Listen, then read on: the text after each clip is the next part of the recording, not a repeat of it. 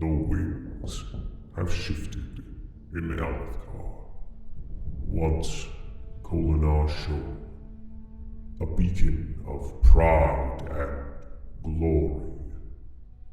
Now its towers groan beneath the weight of despair.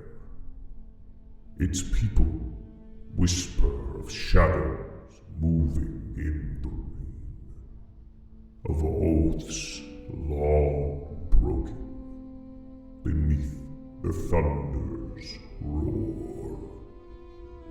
4 souls drawn together, bound by threads unseen. An investigator chasing truth through a city drowning in secrets. A thief, mercenary by name, but fierce of heart, determined to save the home that scorns them. A fabric cloaked in falsehood, shaping light and metal, seeking to forge a better tomorrow before the storm consumes the present. The Vorin woman, staring defiance into the eyes of destiny, striving to become more than her world dares to allow.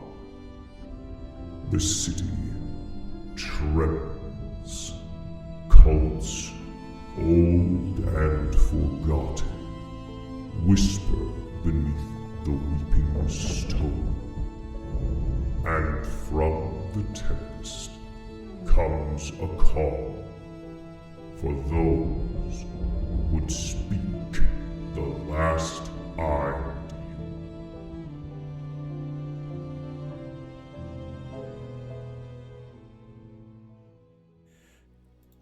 Hello, everyone. Here we are once again for Chapter 6 of The Last Ideal. Hello, everyone. Our Cosmere RPG actual play here on Another World Tabletop, and our very last stream of 2025. So if you're here, we will not see you until next year. It's off of the back of a very tense session 2 weeks ago that we join our party. It was the Devotary of Insight, a religious structure devoted to the Vorin religion. A place of the collection of information, ancient tomes, grimoires, and manuscripts that was the target. Our party was at the behest of a man named Tunavir, a wealthy benefactor who had very much given as little information as possible to our party in going and taking an incredibly valuable document.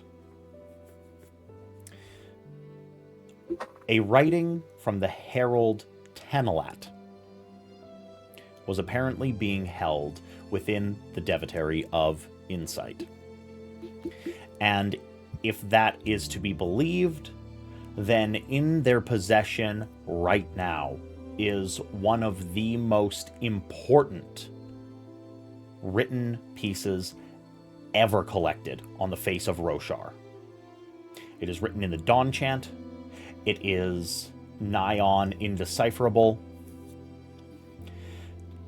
And truly, it would seem as if it might be the real article, or at least assumed to be so by the powers that be, due to the fact that it was kept within a cloistered area of the Devotary of Insight, a place with steel doors.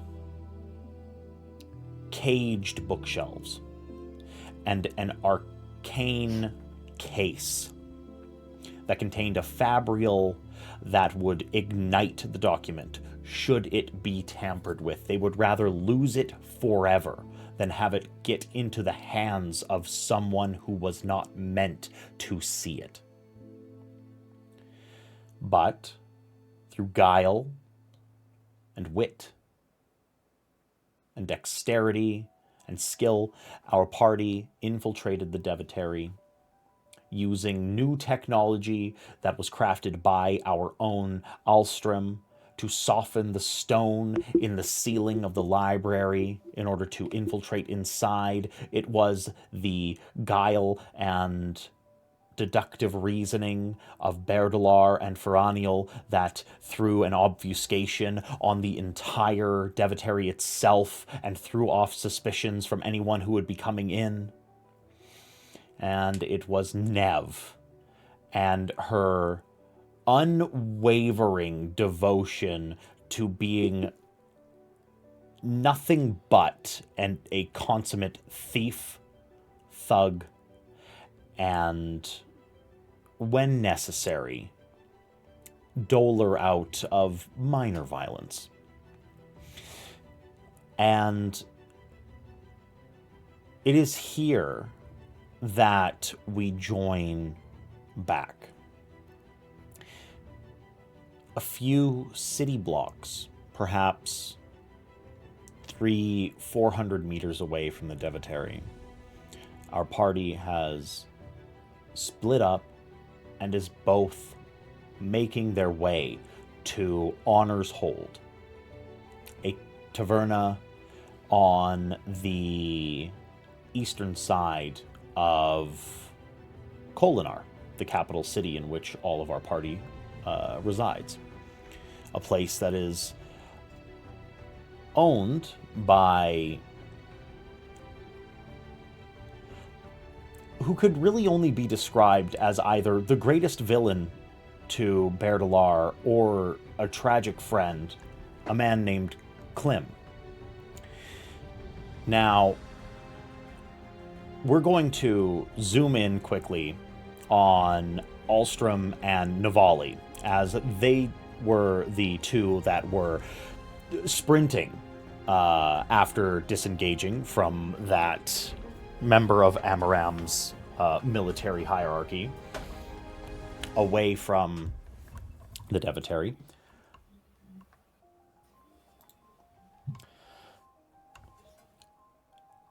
The towering stone buildings of Kholinar are on either side of you. Alstrom, this is a largely unfamiliar sector of the city to you. A place where it is mostly merchants, small businesses, laborers, and warehouses.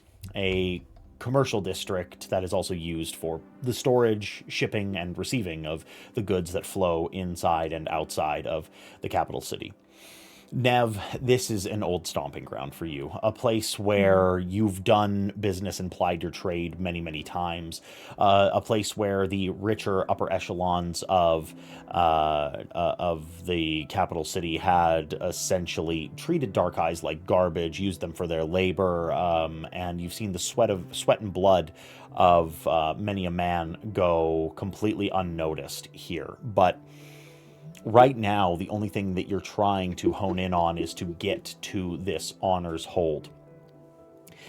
And I would like you, as your skin starts to prickle with that almost supernal sense of dread that someone is watching you, I would like you to give me a perception. No, okay. Need to bump that skill up, I think.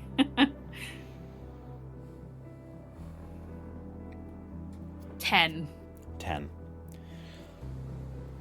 As you are keeping a very steady pace beside Alstrom and doing everything that you can to look, first of all, not suspicious, and also keep pace, you feel this chill up your spine. It's one that you've felt dozens of times, usually leading you to finding someone on a rooftop, seeing eyes watching you between the slats of wood and stone within the sides of a storm shelter, or seeing a hooded individual trailing you from perhaps a block behind, but now you whirl around and you search the rooftops and you are looking for any sign that there is someone there that shouldn't be, anyone that you recognize. And it comes up completely empty. You see no one. You sense nothing, but you cannot banish the thought that there is someone or thing watching you, whether it's an axe hound, a devious man, a light eyes who shouldn't, a guard member, etc., etc. Your mind races. And then you see the business that you are supposed to go into.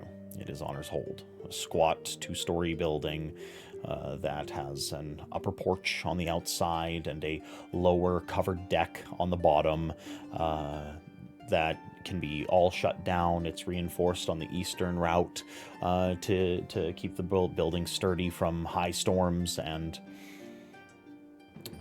that's when you notice the rain. The what? The rain. The rain. Oh. Yes.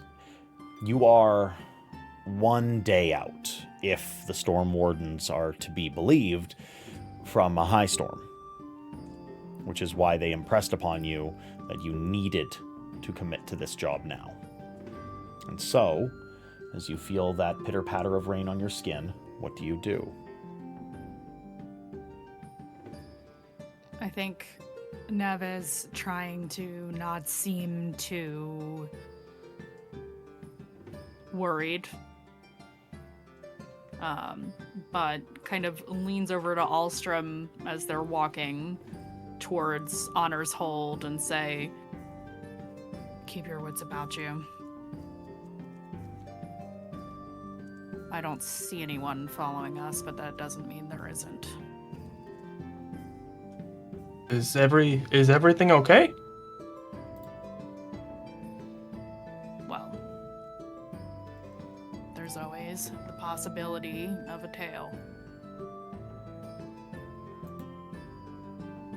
Can I make like a quick glance behind and see if I notice anything out of the ordinary? Yeah, please go ahead and give me a perception, and I would like you to raise the stakes on this. I am specifically raising your stakes. Okay. Let me grab.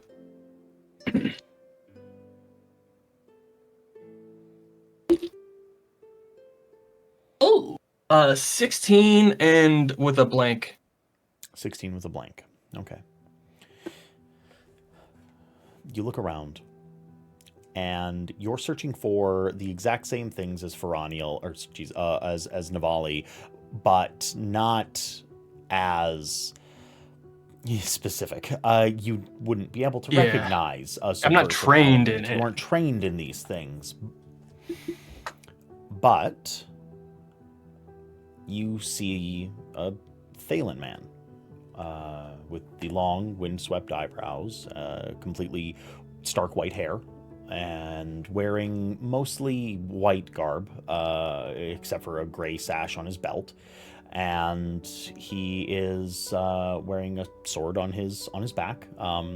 Nothing too terribly out of the ordinary. You notice that he's out of place, you would say, in the market here before you, outside of Honor's Hold. He's, where the... Is he focused on us, or is he just there? There are myriad cinema scenes where you will see someone in a crowd that looks out of place, and you see those crowds shifting like around a stone in water. People moving around him while one person is completely stand still. He's not looking at you.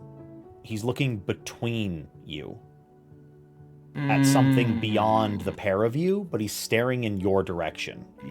Fairly unsettling. Nev, do you see that? Is that okay? Nev, knowing better, does not turn to look in the same direction. What did you see? A guy, I think, staring at the building we're about to go into. Don't Had, turn. And had a bunch of. Sorry, I gotta. My eyebrows. He also had long eyebrows and a sword on his hip. A Thalen man, a warrior. Noted. Was he wearing colors?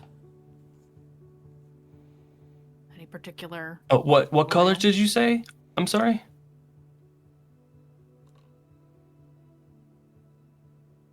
GM. That was a question for the GM. Oh, I'm so sorry. Yeah, He was sorry. white. His entire garment is sort of tight, form-fitting. They aren't billowy. Think like a white tunic with gray buttons leading down the front, as well as a gray sash that are holding up equally tight, form-fitting white pants. Alethi garb. For sure. Like, it's not anything that would be out of fashion, except for the fact that it is super strange for someone to dress white on white right before a high storm, you know, on the streets while it's raining. It seems a little out of place. Yeah. Well, I'll tell Nev. It was odd, all white. Kind of striking. I'll look into Weird. it after we're done. As we reach the doors to Honor's Hold. Yeah.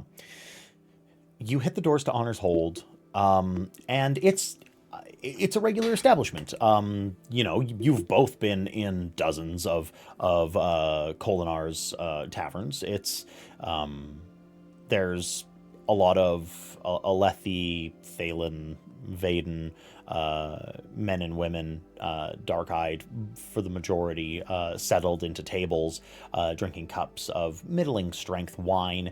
You see a lot of, you know, like rose-colored or you know, like lighter shades. A few people drinking orange because it's still nearly midday. Folks are eating lunch. There's chowder wraps and lavish grain bowls of porridge being served, and now it's that you notice that the barkeep clocks you, Nev, and you recognize him.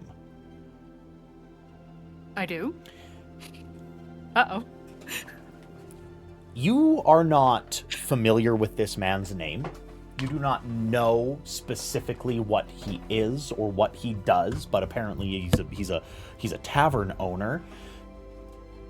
Brown-haired, dark brown eyes, pretty handsome features along his face, wearing an apron and, you know, polishing a creme stone mug. He looks at you, and you recognize him as someone that Cutter has done business with on multiple occasions. Someone that has sold him information very specifically. There has been no goods exchanged between the two, but they meet, and then suddenly Cutter has jobs for everyone. There's people to hit. There's individuals to look into. There's light eyes that happen to have looser coin purses or sphere purses, etc., etc. So he sees I've met him in passing, but not formally. No formal. You don't know his name. He's an individual that has been inside of the network's haven, though. Oh, he knows where I live. He knows very specifically where you live. He is trusted enough by Cutter. I hate that. I think I lock eyes with this man and give him like a little nod because he's not my enemy. He gives you a friendly wave. Totally cordial. We'll walk over to the bar. Good afternoon. I know you from somewhere, right? We're friends with Bear Noir. You see his face drop. Are you? You got a place for us to sit?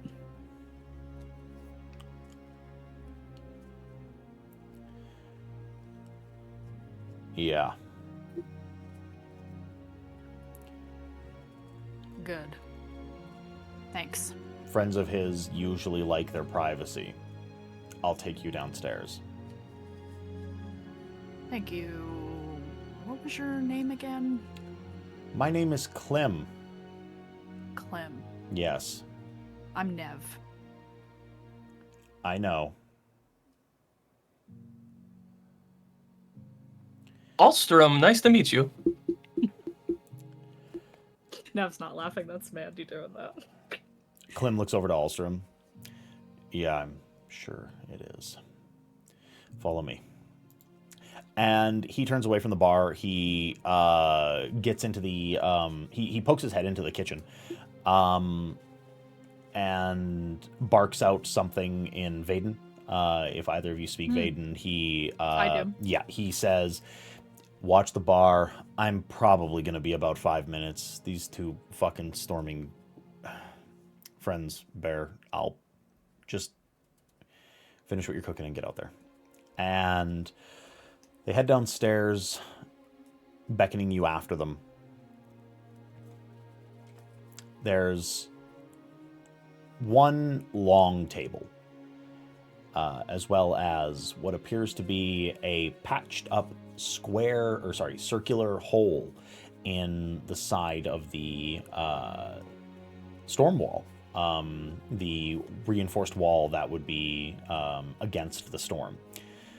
And is it obvious or is it like kind of hidden? no, it's totally patched up. Like it's obvious though. Like it's there's a circular hole.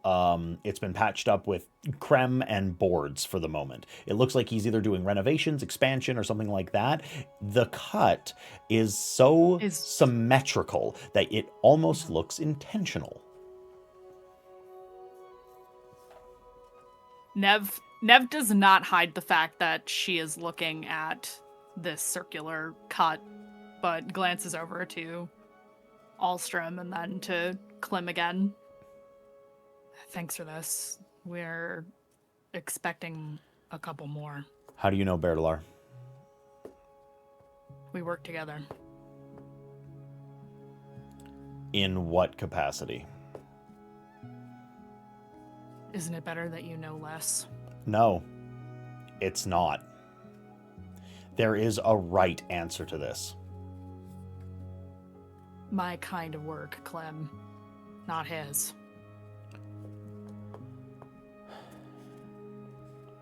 Okay. Is that good enough for you? It's going to be for now. Fair enough. He points to Alstrom. I don't know you. I don't need to know you. Keep your hands off my shit.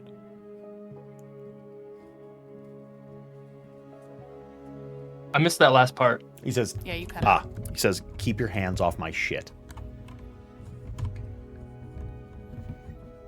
Understood? And then he turns around and walks upstairs as another man walks downstairs.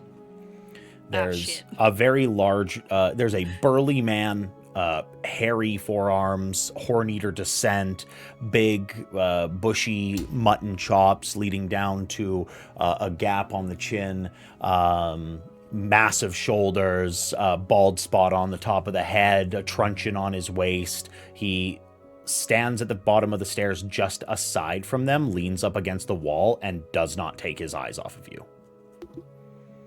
Oh, great, a babysitter.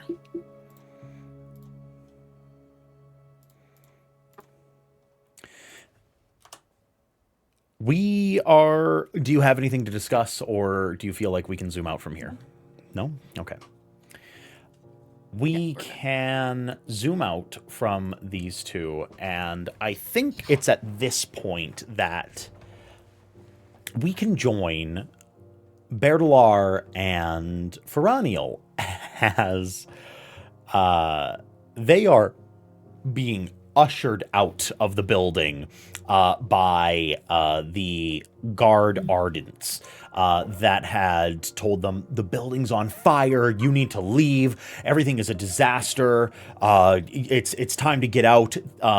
You have the Ardent, the warden, so to speak, of the actual facility in general, ushering in behind you.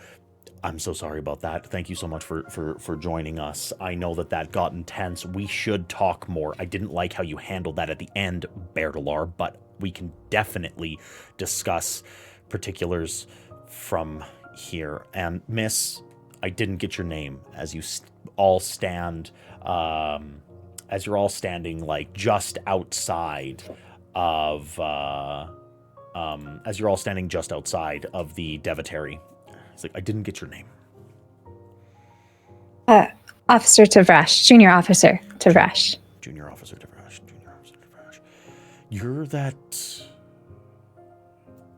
woman that's underneath the Lieutenant Tirael, right? Yes, sir. Yeah, the librarian goes on and on about him, but I know him from the combat out at near Yucavad. Yeah, he used to serve between High Prince, what was it, Amaram and Sabariel when they had that border dispute, right? I'm fairly new to his service, unfortunately. He was no, he was just a corporal then. I was serving alongside him before I was. Well, and he like points to his leg. He's like, before I got a bum knee, I served alongside Tirael, the captain, and you work for a good man.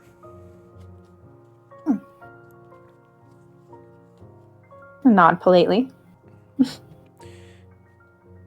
I know this wasn't the best of circumstances, but if the Sons are active and they're starting to infiltrate the Ardents, I'll work with you both. That's what that was about, right? Okay. Yep. Yeah, that's what I thought. I've heard about you, Bertalar. Oh. Good things, I hope. Yes, they have been good things. I was a servant under the light eyes that you and that other one... Sorry, what was that? Okay. Oh. I was a servant under that light eyes that was getting rough with some of his people. You remember. Oh. Yeah. Yeah. Sorry about that. I think you did what you have to do. And I would say that I'd say you're a boon to the city. And you make decisions that not everybody can.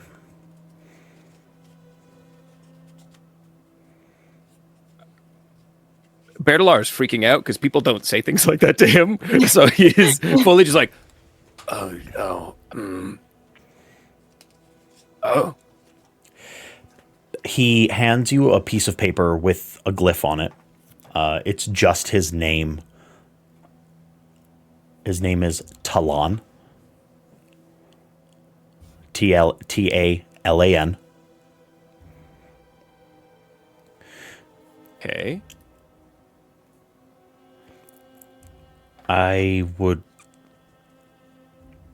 I'd like to work with you.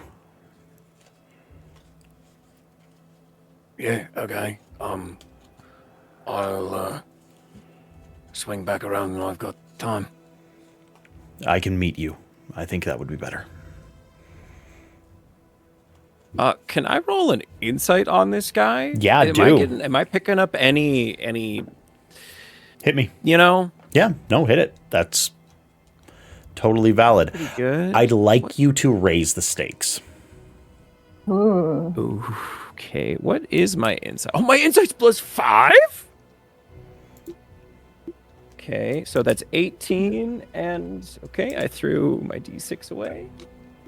Okay, I'm gonna use Opportunist to re-roll this plot die. Okay. Did you get a complication? I did, and there is the opportunity. 18 in opportunity. 18 in an opportunity. I'm gonna... Okay. You hear the name Talon. You see the glyph.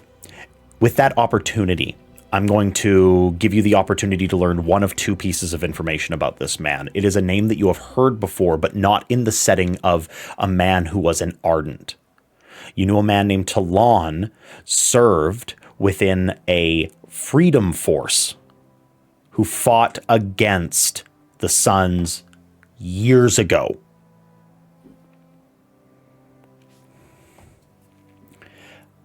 Would you like to know where he served? Or would you like to know what his role was? What? Talon was, in no uncertain terms, a fierce combatant.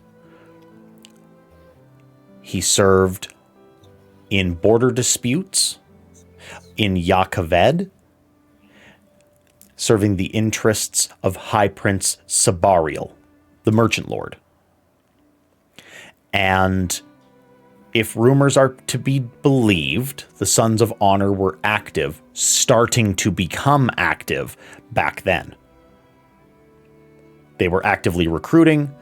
He was a part of a group of freedom fighters that attempted to squash them out, and his brutality in the face of the Sons of Honor are a large part of why they went from an open front to a hidden organization.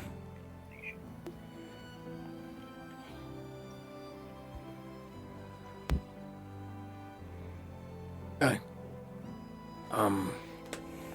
Yeah, no, it would be good to work with you. Okay. We'll be in touch. Yeah, I don't know what to tell you to meet me, because I'm starting to think the place I usually meet people, maybe, you know. I will pull some strings, and I'm going to give us some time on the storm wall on the eastern side of the city. The high storm's coming tomorrow. We'll be able to move there, and I'll ensure one of the room-sized storm shelters is free for us to talk privately. Okay. Okay. He turns on a heel and just walks back inside like he was just giving you orders or having a brief discussion with two people that were a part of the emergency. Okay, well, this was really scary. Why don't we get you somewhere safe, young lady? I also have the notes from our discussion, so I can go over them with you. That would be great. And Bear starts, mall walking. Definitely shaken. Super. Honestly, probably the most Fira has ever seen him, like, uncertain. What? Under her breath, she's gonna turn to you and be like, "What was that about? What?" I don't know exactly. I don't know all of it. Anyway, some of it. I think he might be a friend.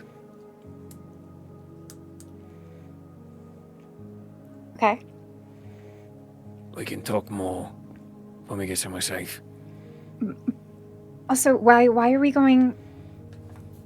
Why did you set the meeting point here? Wasn't this the place that you told us was like an ex-friend of yours that you were asking for help with?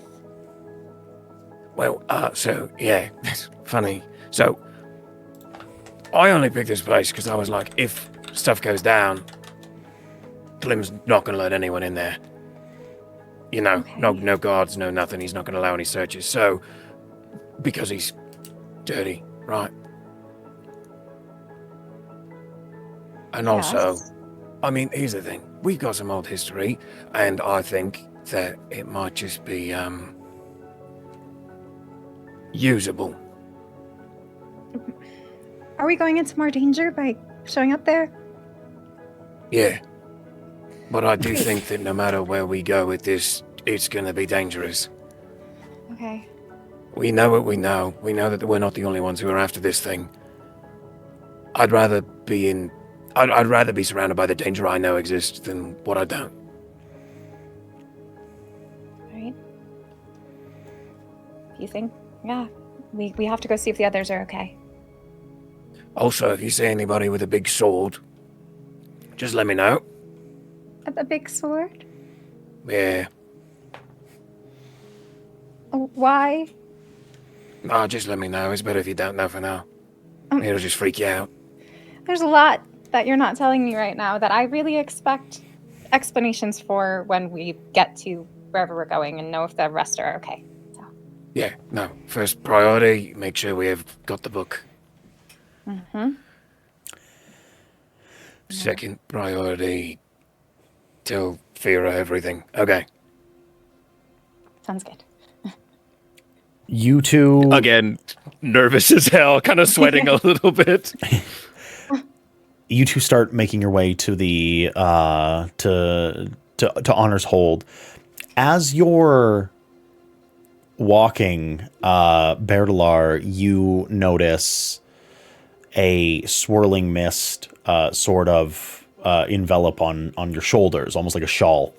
And then it coalesces into a female figure with a hava made of grayish, foggy mist. She sits on your shoulder as you're walking. You did really well.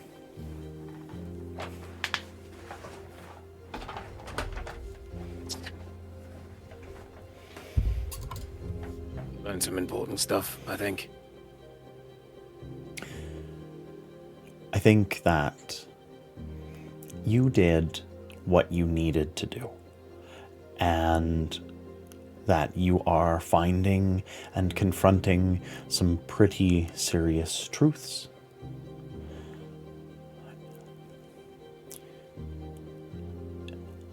You know you're walking into likely the most dangerous place in the city for you right now, right?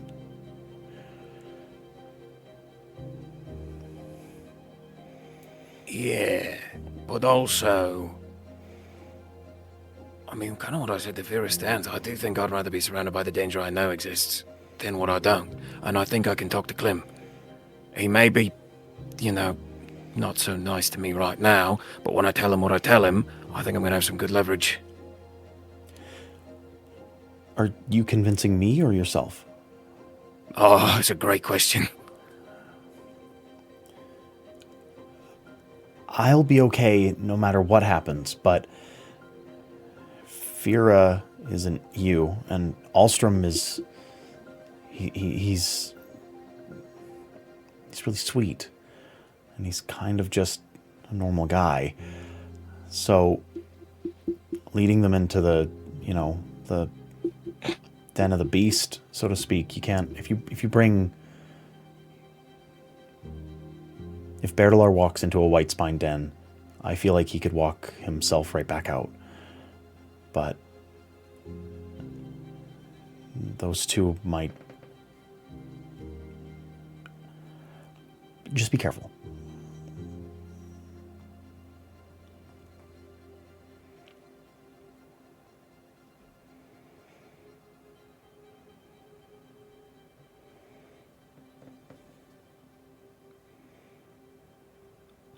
I'll do the best I can.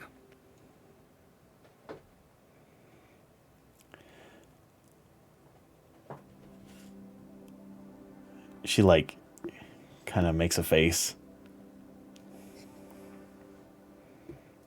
The best that you do is really good for you.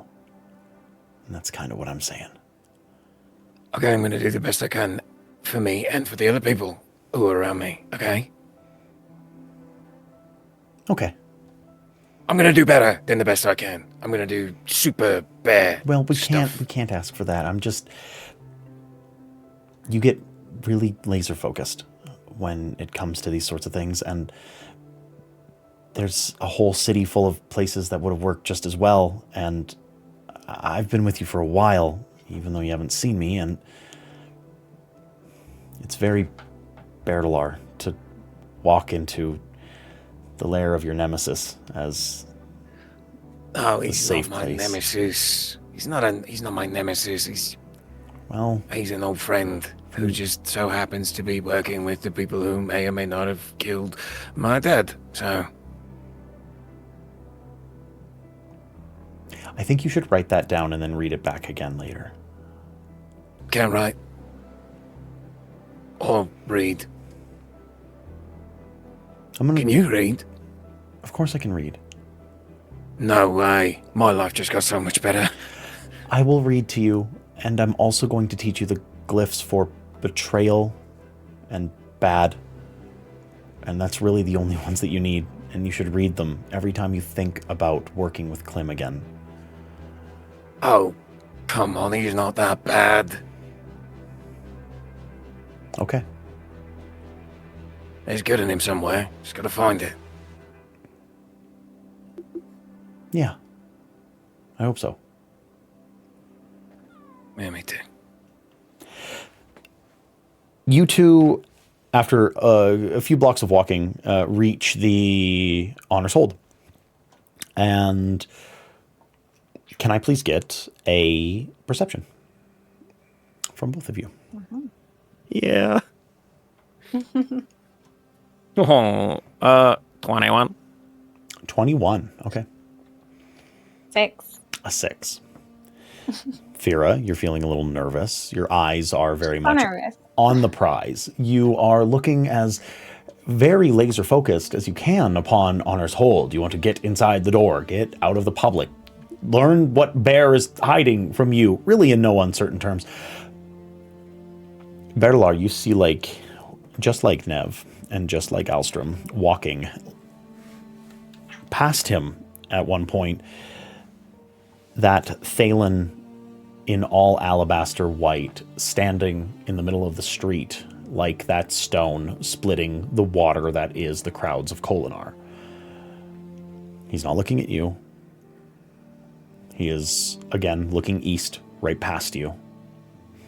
So I know this guy. You see him. This is the man. This is that shard bearer that drew his blade on you. I've seen him a couple times. It is. Yeah. This is your okay. third chance encounter with this man. Yes. Yeah, Bear's just going to lean down to Fira. Okay. How much do you trust me? I shouldn't, but I think I do trust you a bit right now, or I have to. Okay, great. Get in the building. You're coming too? Yeah, I'm just gonna be a minute. No. Why? I'm just gonna go talk to somebody.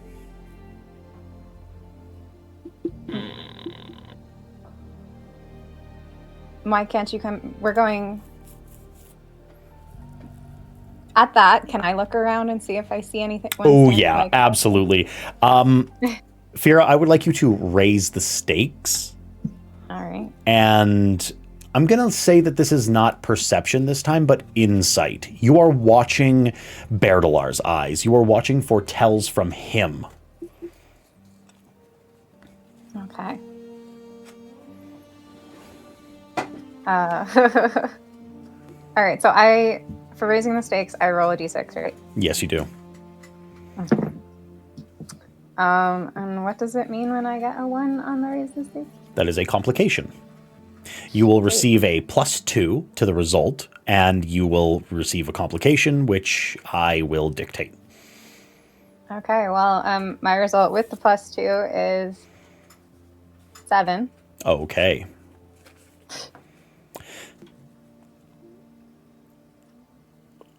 The crowd starts to thin in places, and Veroniel, you're sort of frantically looking for whatever the heck has Berlar so spooked. There's a storming threat here. You know it. You can feel it. You are military trained. You understand how to watch people. This is not new to you. In fact, you're very well trained at spotting danger.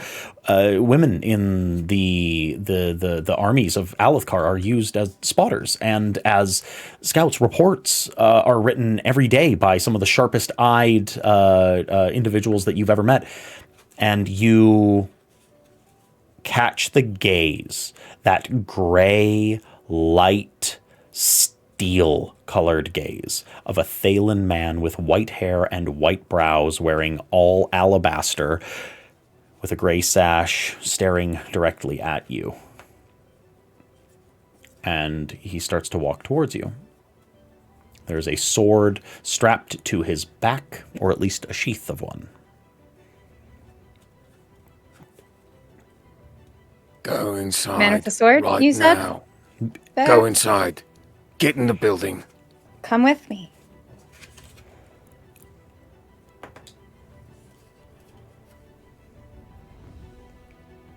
Fine.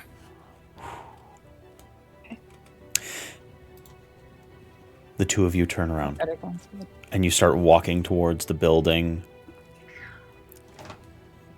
The Thaylen man does not catch up with you. He does not increase his pace, and you hit the doors. You walk inside, and standing behind the bar, watching the door immediately as you walk in, is Klim.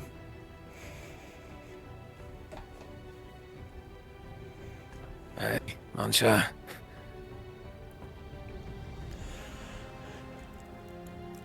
He looks you so deeply in the eye.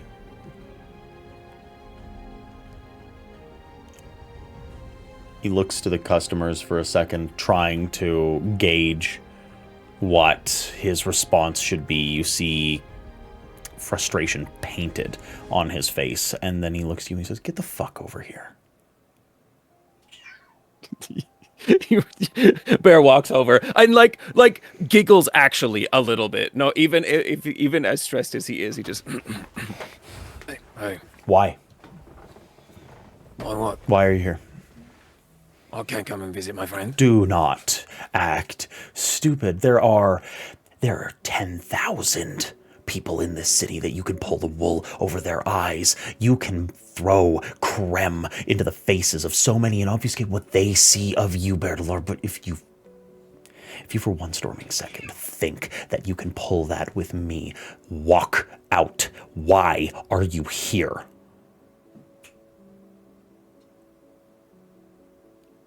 Because I did a bad thing. If you walked in my doors every time you did something stupid, you would never leave. Why are you here today? I did an exceptionally bad thing. Get downstairs. Okay, you coming?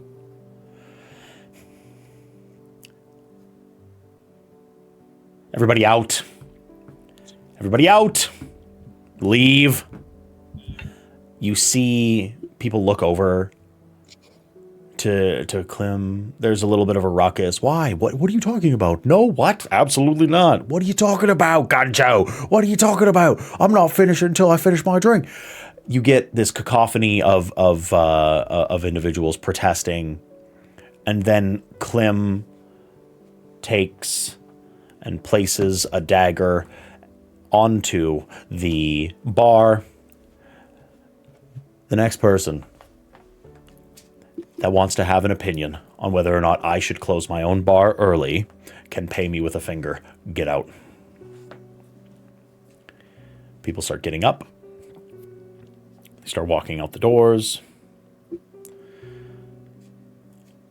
And Klim pours two, like a Nick and Nora glass-sized cup full of Horn-Eater White.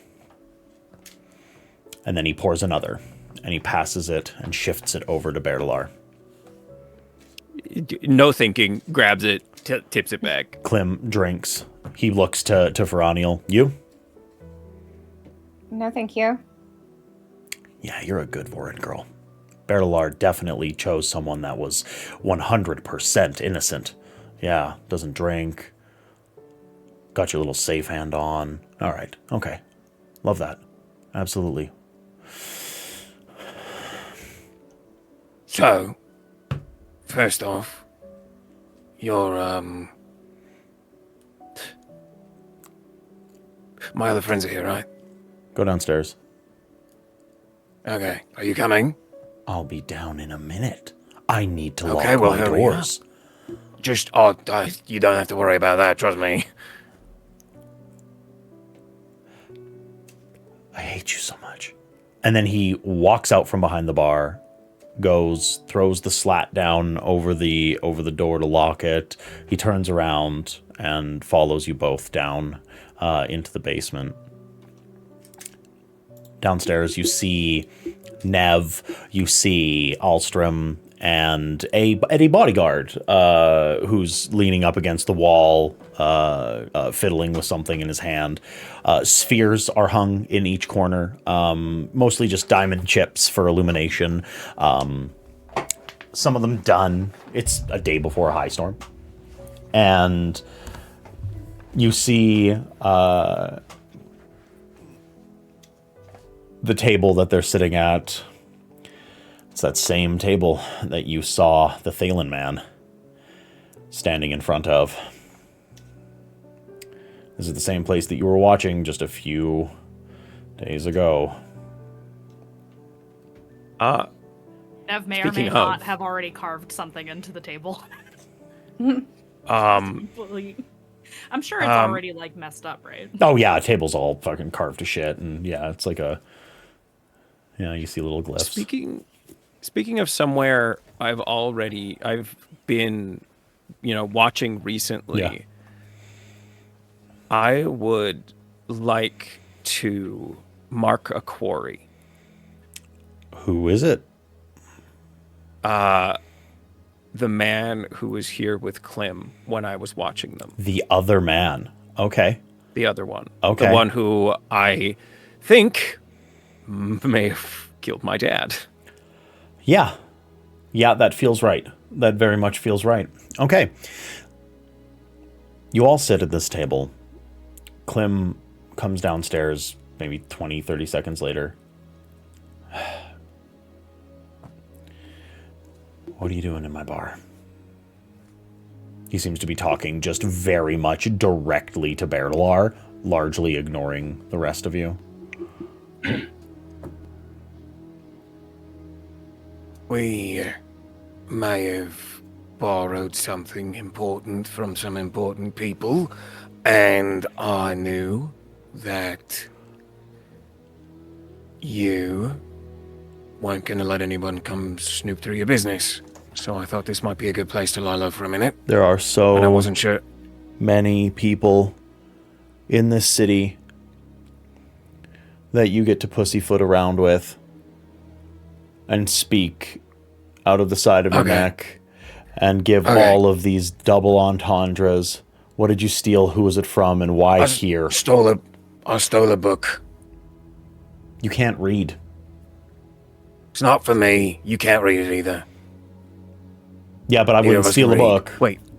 Hold on. Did you learn how to read since we last... No? Okay. No. I stole a book. It was a job. It's an important book. He points over to Nev. Why do I have the feeling that she stole a book and that you were just some idiot playing, interference? Whoa. How do you know I didn't steal the book? And she wasn't the idiot playing interference. Yeah, how about that? Because Navali is quite literally one of the most capable thieves in the entire city, and you're an idiot.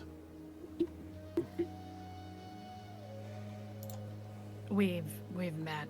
I didn't know his name before. Yeah, so this is Clem. Yeah. Everyone, this is Clem. He's a bit of a prick, but you know.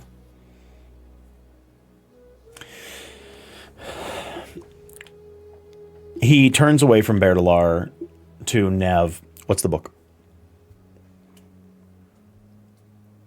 I ain't telling you. You're in my establishment, and if someone comes down here and they say that they're looking for something, I should know where is it from? I don't need to know the details of it. Where did you steal this from? Who am I avoiding? Nev kind of glances over at Bear for like half a second and says, "It's none of your storming business. If it's a problem, I'll leave." Leave. Please leave. Oh my goodness. The Ardenture. The Ardenture. You stole from the Ardents. Yeah. Oh.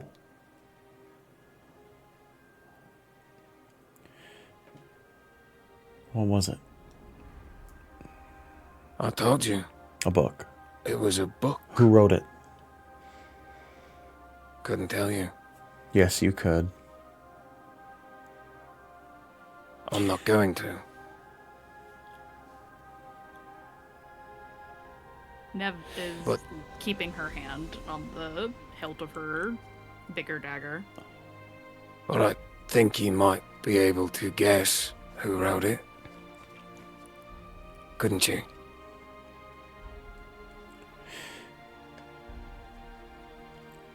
Can I get a? We're gonna say, what is it? It's subterfuge, right? That's the name of the skill, I believe. I cannot. I got VTM on the damn Deception. brain. Deception is the skill I'm thinking of. Yeah, I would like you to double speak in this moment, Bertalar. Double speak. Yeah, absolutely. You are trying to imply something, and I want to know if Clem actually picks up on this. 15. A 15? Okay.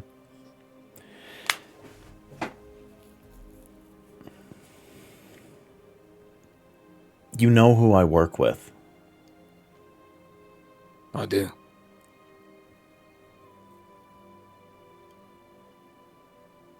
Do they want it too?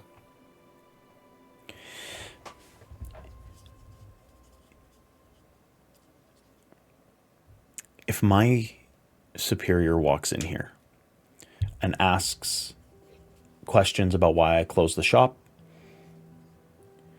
why my old best friend, Bertalar, was inside, and I tell him that there was a book written by a storming herald, I'm going to have two options. Help him hunt you down, or be killed and flung right into damnation. Those are the two options I got. So tell me why you thought it was a good idea to come here. Because you knew that I would take you in? Because you knew that it would be one of the most difficult moral predicaments that I would have of my entire life?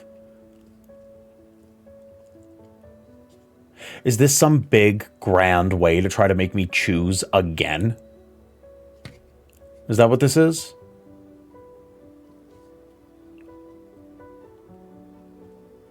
I don't know. Okay. Okay. Why are you working with the Sons of Honor, Clem? What are you doing? What are you storming doing? I can't tell you. I haven't been able to tell you. I'm not going to tell you. Why?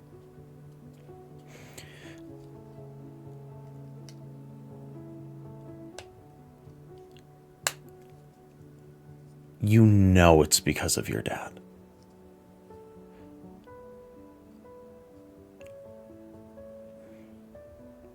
Oh.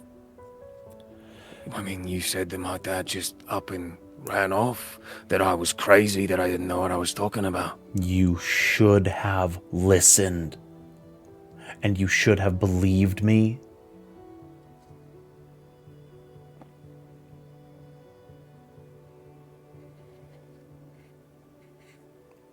Your dad wasn't a herald, Bertalar. He wasn't some sinless bastion of good faith and morals. He didn't deserve what happened to him. But he played very dangerous games and got caught on a very foul end of them.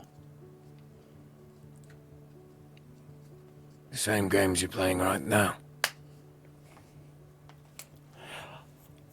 Yes. Then pick a different side, Clem. Damnation. What are you doing Quick here? question. Hold on. Who is that? And he points at the big horn eater in the corner. That's Balf. Okay. Is Bolf your guy, or is he one of their He's guys? mine. He's both, but he's my guy. Hi, Bolf. Huh? Okay, great. Good to know.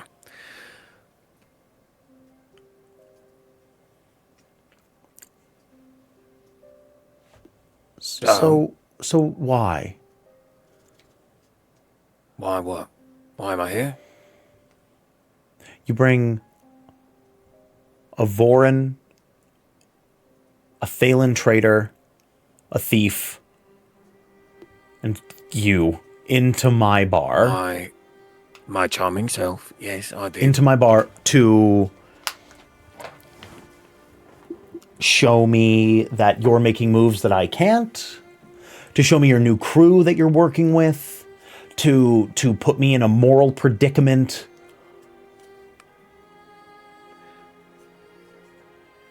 You knew I wasn't going to let guards in,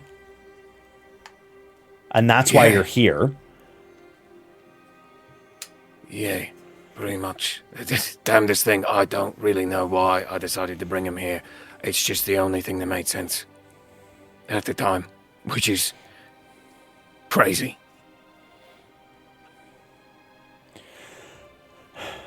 Nev is looking increasingly agitated. He looks to Nev. Clem looks to Nev.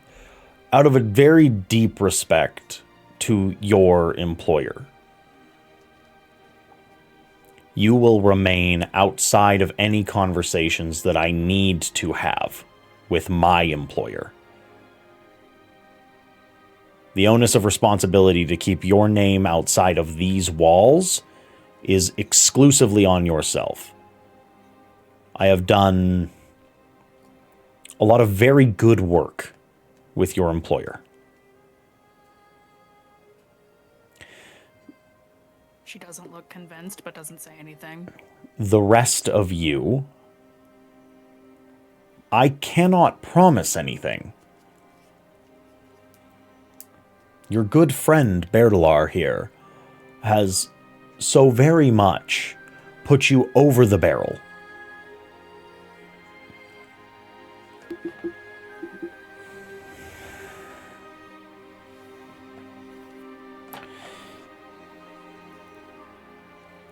How long do you need to stay? I can give you a day. Bear looks to everyone else, especially, and then lingers on Nev. Until nightfall, I guess.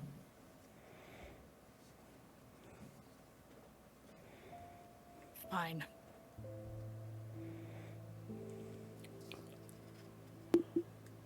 But if anything changes, I don't care who you know. Bets are off.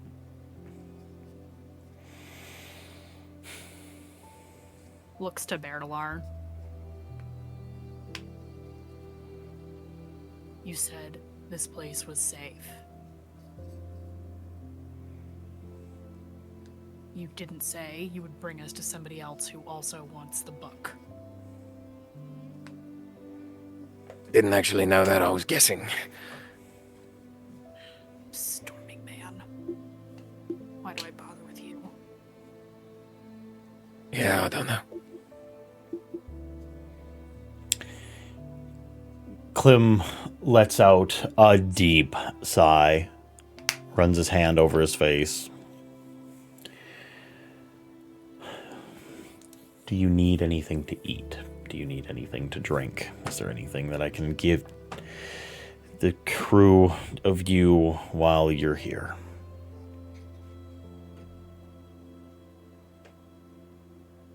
I could use a storm and drink. I'm gonna go put on a pot of curry. Spicy? Looks it. Can you make a chowder wrap? I can. Klim, he's like fucking storming.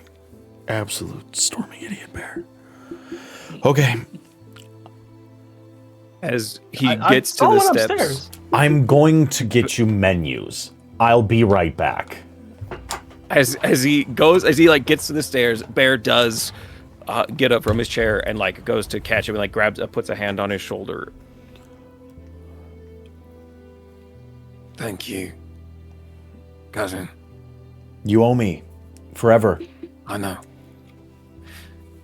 I mean, that's really why I'm here. He You owe me puts too. he puts his hand back onto you. What do I tell them? You know what they do to members that lie? They kill them. I don't. That's it. They're bringing about some sort of golden age. They're going to resurrect the Almighty into the new world. They're going to stop the Everstorm. There's so much happening. There's zealots. To a man. You've put me in the worst possible position. I can either betray you, and then they know that you're hunting them again. And they start sending people to try to kill you and your two innocent friends in Nev.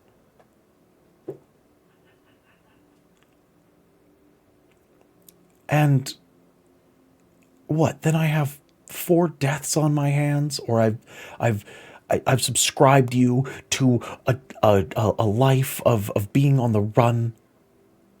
They have shard blades, Bertalar.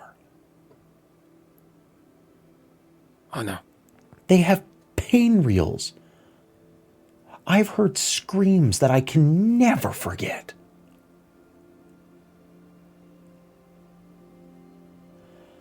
You better get started on that curry.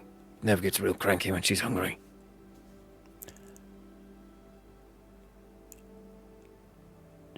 I can't imagine a crankier Nev. I'll go make the curry. Okay. And he walks upstairs, and you hear the clinking and clanking of pots and pans and cookware, etc., being used. And Balf looks to you all.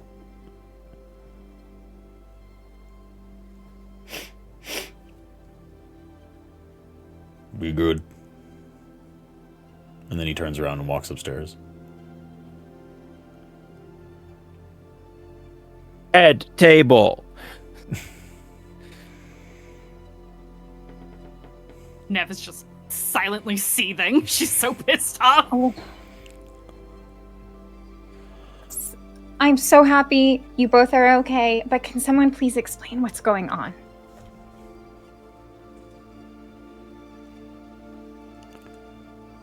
Erdalar's a storming idiot, I'll tell you that.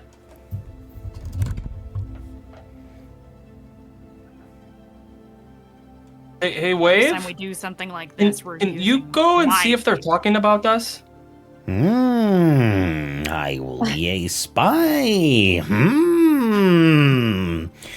I am a liquid geometric secret man. And then that like indent on the table just like zips down on the table leg and shoots up the stairs. I'm not gonna get used to that. This is so not fair. You get a comedian who can do stuff, and I got a conscience. What? Nev actually turns to Alstrom and is like, wait, there hasn't been time. We didn't get a chance to talk about what did you just do? All the I don't. It was that just. Stormlight? What?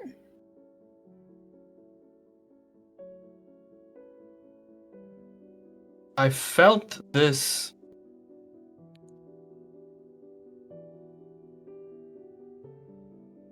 I said something really important to me, and I felt a rush of energy. A rush of power to change, to do, to transform. And so I did what I could in the moment and tried to help us get to safety. Did you start the You- fire?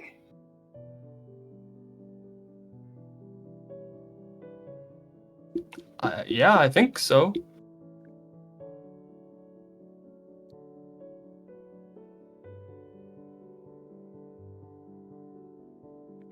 You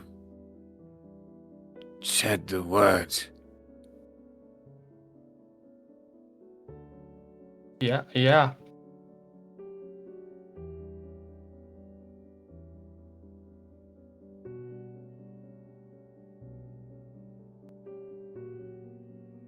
Do you know the words? I don't know.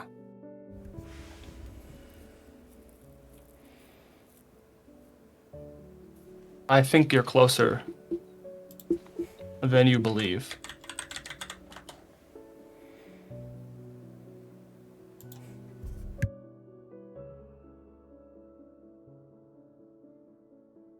So you started a fire in a library. I did. Did anyone get hurt? I mean, there was a couple people who got stepped on as they were evacuating, but that's all I saw. That's, Can you tell us, that's like, good. everything that happened on your end? Because, Okay, so you got it, right? yeah. Now that we don't have a babysitter in the room anymore, she'll just nod, but she doesn't say anything out loud.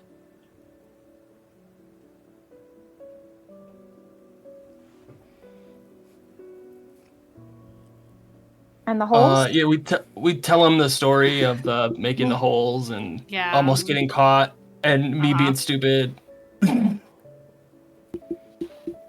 That's awesome. Does the hole in the wall look similar to the holes that I've made? No. Not at all. Okay, it doesn't look like it was like This soul one's cast or symmetrical. something. No, definitely not. Very much like you know what? Well, I mean, soul casting, yeah, like soul casting is usually symmetrical as well, so it could look like something like that, but it's nothing like what you did. It's either been soul cast or everybody's heard about what a shard blade's capable of. However, usually a shard It's blade smooth can't. like that. Okay. Shard blades usually don't cut with that kind of symmetry. This is like a perfect circle. Okay. There was also, when we arrived, a Light Eyes. Was it Sergeant Ferris?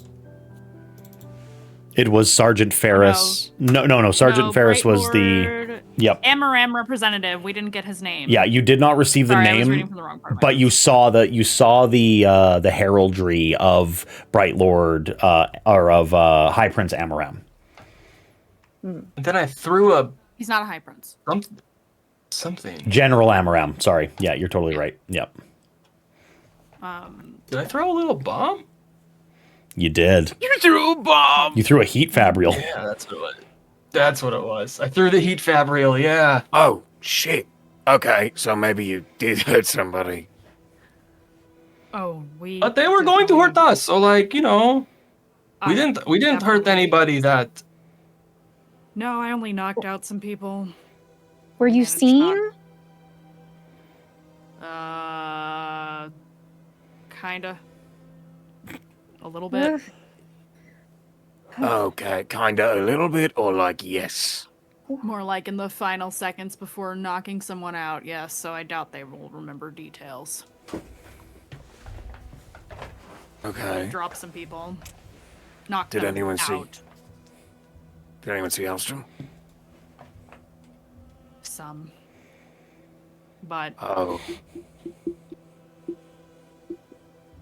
we had cloaks and we did leave in the crowd. I don't think anybody would have really recognized. In the areas where we were seen, it was dark. And many were distracted by the fire. For the most part, I Bear would also doubt if did- anyone could identify us. Bear also did something really smart. I did. You should Yeah. tell them what it was that I did. He was investigating in our cover story and said that he was investigating the Sons of Honor who had been stealing things around the city, and he placed that thought in their head that they might be targeted by the Sons of Honor. So at least knowing that something, once they realize something was stolen, they might think it's the Sons of Honor. I thought that was really smart there. Yeah, I did that on purpose for sure. Wave comes back down, and you hear that telltale that as like that very amused. They were talking about Berdalar. Oh, did they have anything good to say? No. They said he was Are you... ugly and dumb, mean, that he was storming this and storming that. I don't... Were those the, like, actual words they used? Those are the words. I don't think they thought they were lying. So it was true for them. It was true for them. Wait a minute, they think I'm ugly. The big one. He That's what said, you care about? ugly little light eyes. Too smart for his own good. Gets into trouble. Makes him smart. That's true.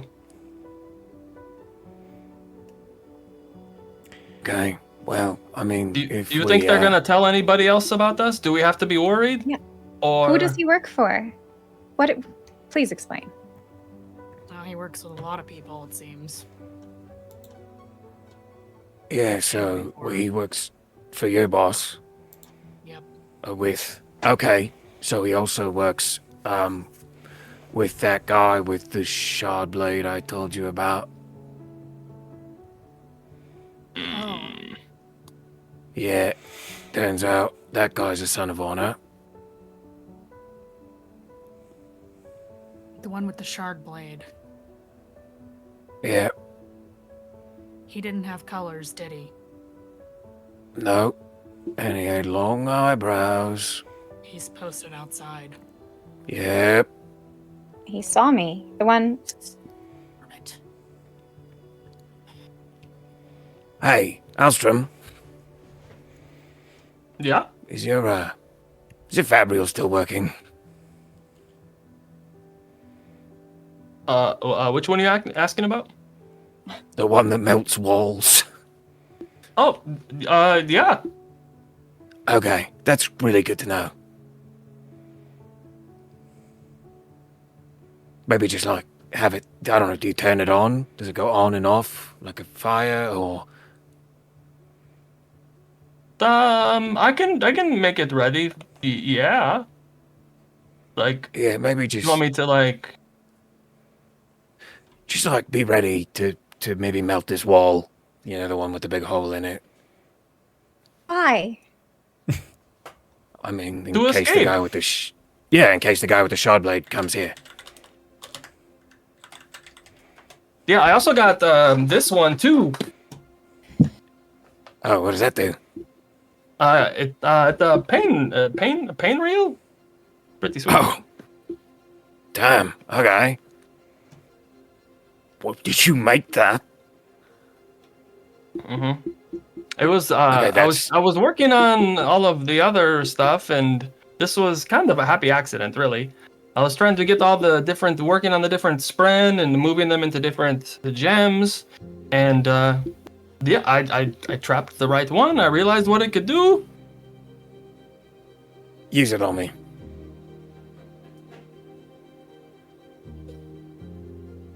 It will hurt. Yeah, I know. Just, I need to know how it feels, so that way, if it happens when I'm in the middle of a fight, it doesn't catch me off guard. From Bearlar's shoulder, I need to be so clear. No one else can see Tela. Tela. Tila, right. No one else can see Tila.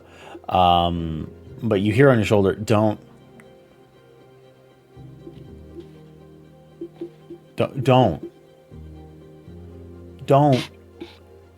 I need to know. Here? Now? It's a good idea. No, you're right. Like a couple of days, like I get it. Inflict whatever you want on yourself. Find your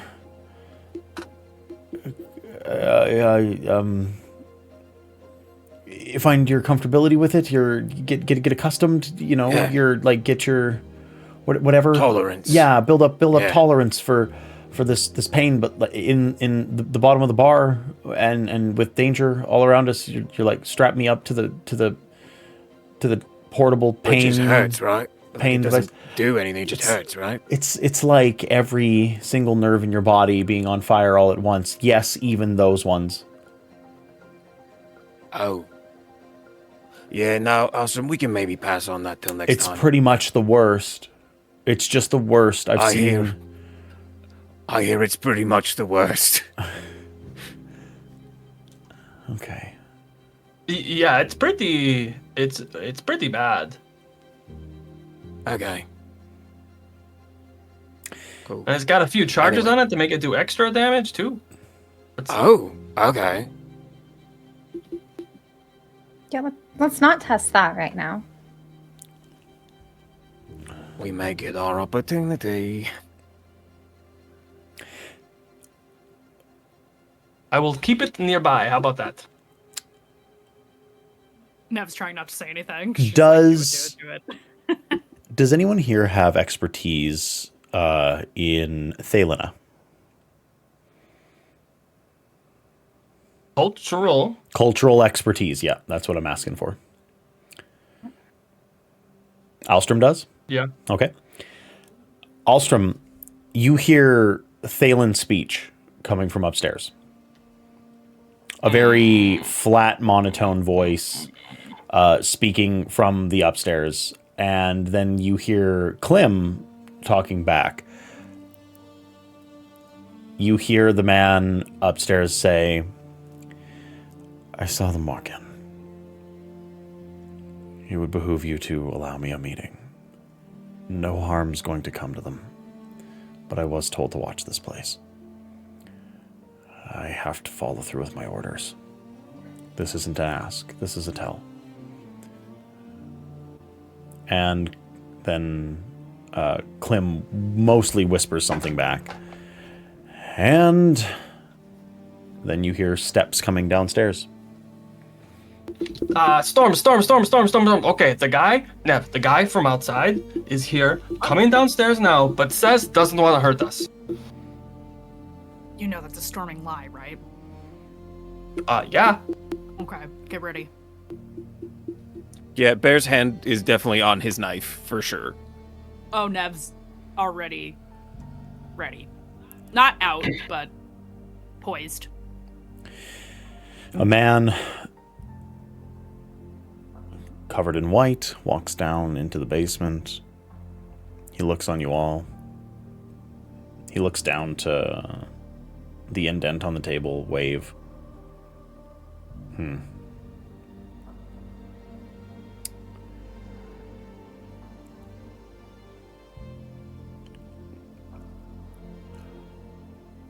So,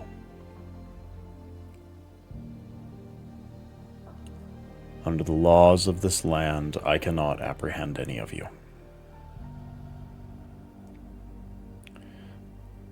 As I have not been seen as constabulary of Kholinar yet. Therefore, this will simply be an exchange of words. I would have you hear what I have to say,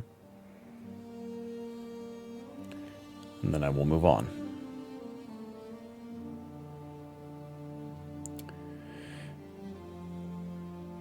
May I please have your names?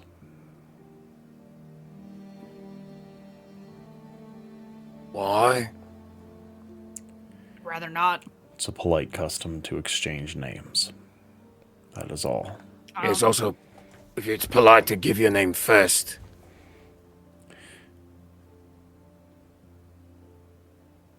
He thinks for a second, and then he looks up and to the left, towards the ceiling, nods. I am Chimera of Thalina. I am the son of 2 merchants who were themselves the children of members of the Thalan Navy. I came to this land in search of justice. On the way here, I met with individuals who made a very compelling argument as to the right of the land. And thus I am coming to you now on behalf of them in order to spark a dialogue.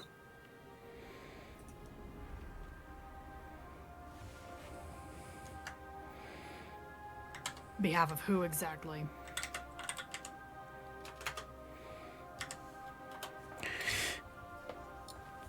I come on behalf of the Heavenly Ones.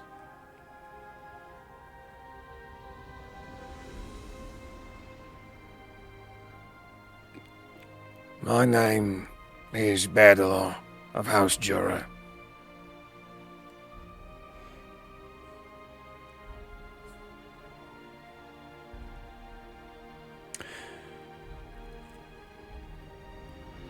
If you would not. You can call me Brindle. Can I get a deception?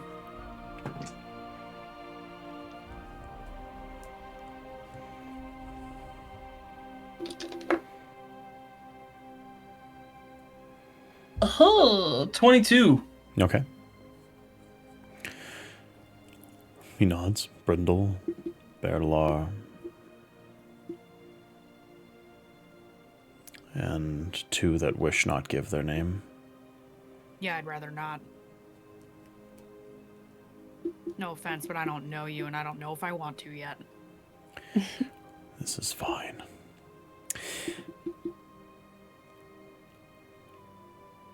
There's going to be a very grand change to the landscape of Kholinar and the fields beyond. There seems to be an item in your possession that could do great harm to the efforts of those that have standing above me.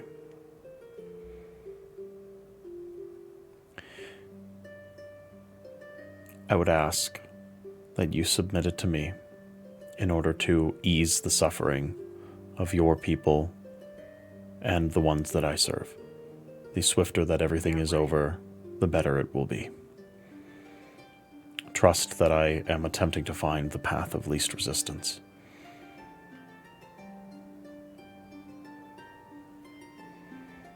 I'm not giving you a damn thing. That is your right.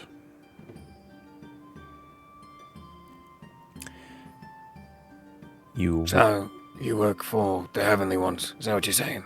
Right. That is what I am saying, yes. Okay. And the Heavenly Ones are working with the Sons of Honor then? The Sons of Honor have started to pave the way for the heavenly ones to come and take the city with less casualties. Yes. According to who? It is not my place to say.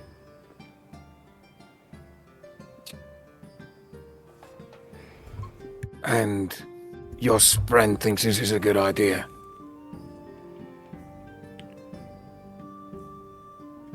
I have been encouraged to find justice and pursue life in the way that is best. By your Spren? Yes. My Spren Oh, I has got your directed me. ass. I knew it. I knew it.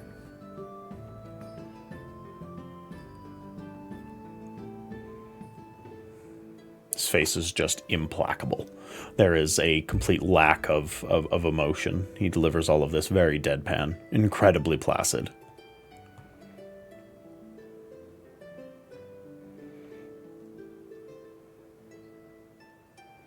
Wait. Why is did this you say you item have it? dangerous? That's a great question. Sorry, Bear. The writings of the heralds contain scripture. Scripture that could catalyze a resistance movement. It is really, in no uncertain terms, a chapbook on the processes that would allow the common people of Kholinar to reach towards the status of Radiant, or perhaps the organization underneath your Ardents. It is a dangerous document as it does contain abject truths. I would not lie to you on these things. I do mean to truly make this as smooth as possible for all of us. I mean, is this guy lying? Go ahead and make a make an insight, Oh, yeah, I want to do that too. please. Please. You saying I'm not lying doesn't. Yeah. I already want to punch this guy, and he hasn't even been here 2 seconds. You said insight? Insight, yeah. Yeah, 10. 10? Okay. 11 for me. 11, 13. As far as you can tell, you can believe him. Whether or not he's lying is sort of subjective from person to person, but the reality is he believes in what he's saying.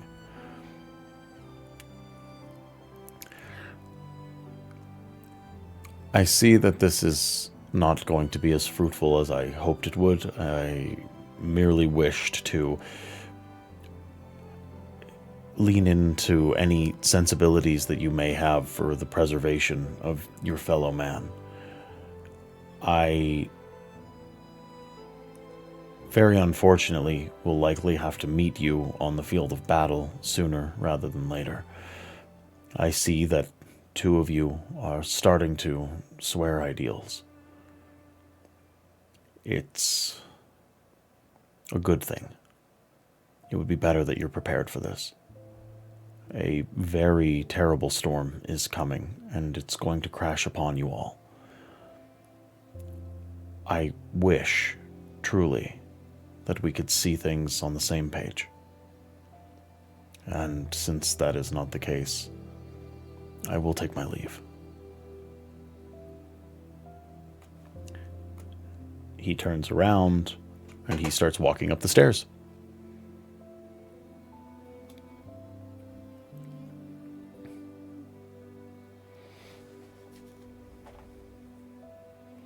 Nev looks like it's taking everything they have not to fucking punch Bertalar in the face.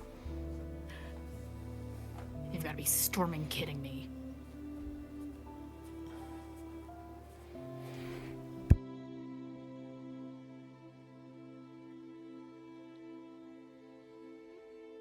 I'm leaving. Whoa, no, whoa, don't do that. Nev gets up. Whoa, Can I whoa, whoa. If you leave right now, that guy is going to follow you and confront you alone. And if you take it with you, he will I know you are strong, Nev, but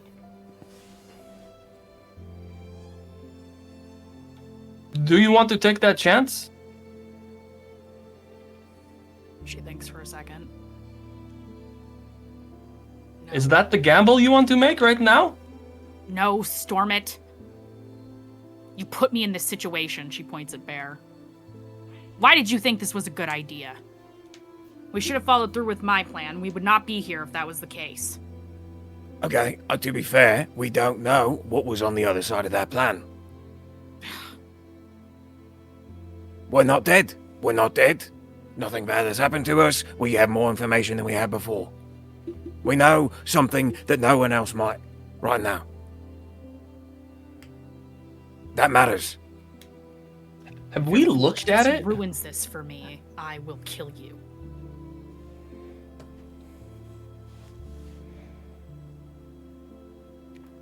Trust or no trust. History or no history. I need this.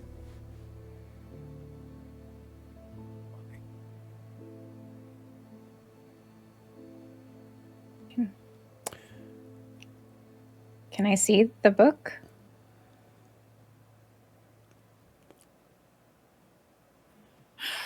Well, everybody knows that it's storming here, so might as well. Slams the book on the desk. Go ahead, look at it. Whoa, it's precious. Be careful. I don't storm and care. It could be creme for all I care.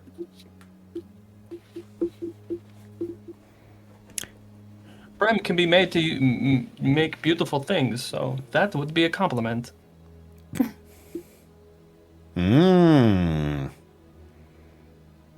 True. That's just pacing.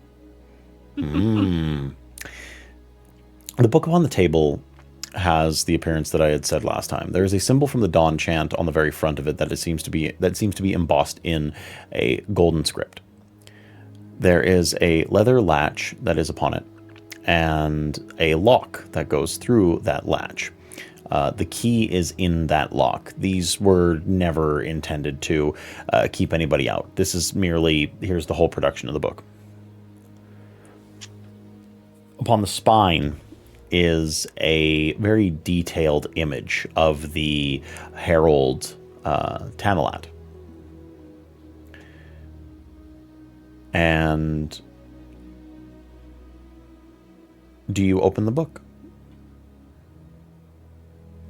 Okay. Yes! The book. Kira wants to open it. The book feels ancient. Its pages are so thin. Some of the script that is inside is written in ink that is faded. Some of the words hard to make out. Some of the translations of this book later will be very likely hard to decipher. It's all written in Dawn chant. You do not speak it. But there is a foreword in this book that is written in a completely different language. It is written in Vaden. It is Ardent script. Nev, you see the foreword. You start reading it, just because it's the book's on the table. The foreword. Yeah, they're pacing, but they stop when they realize that they can read one of the pages. Mm-hmm. Script says,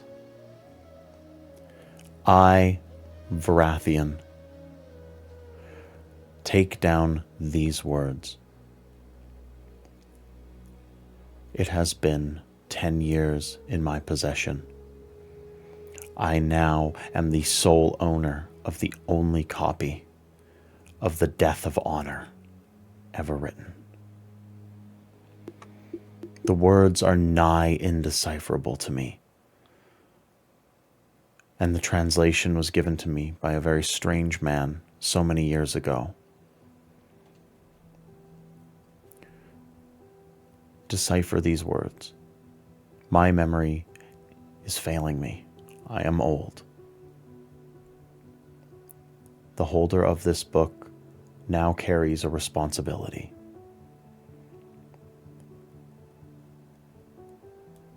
Honor is dead. The world is a ruin of what it once was. The desolations never stopped. They only paused. Please, learn the words again. Fill the world back with light. And help everyone. Odium is coming.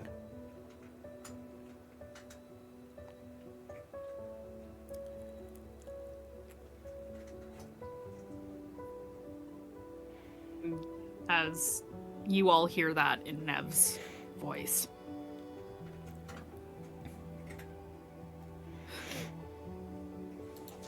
I knew it. Oh, Clem. That's not good. Storms. I knew it. What did you know?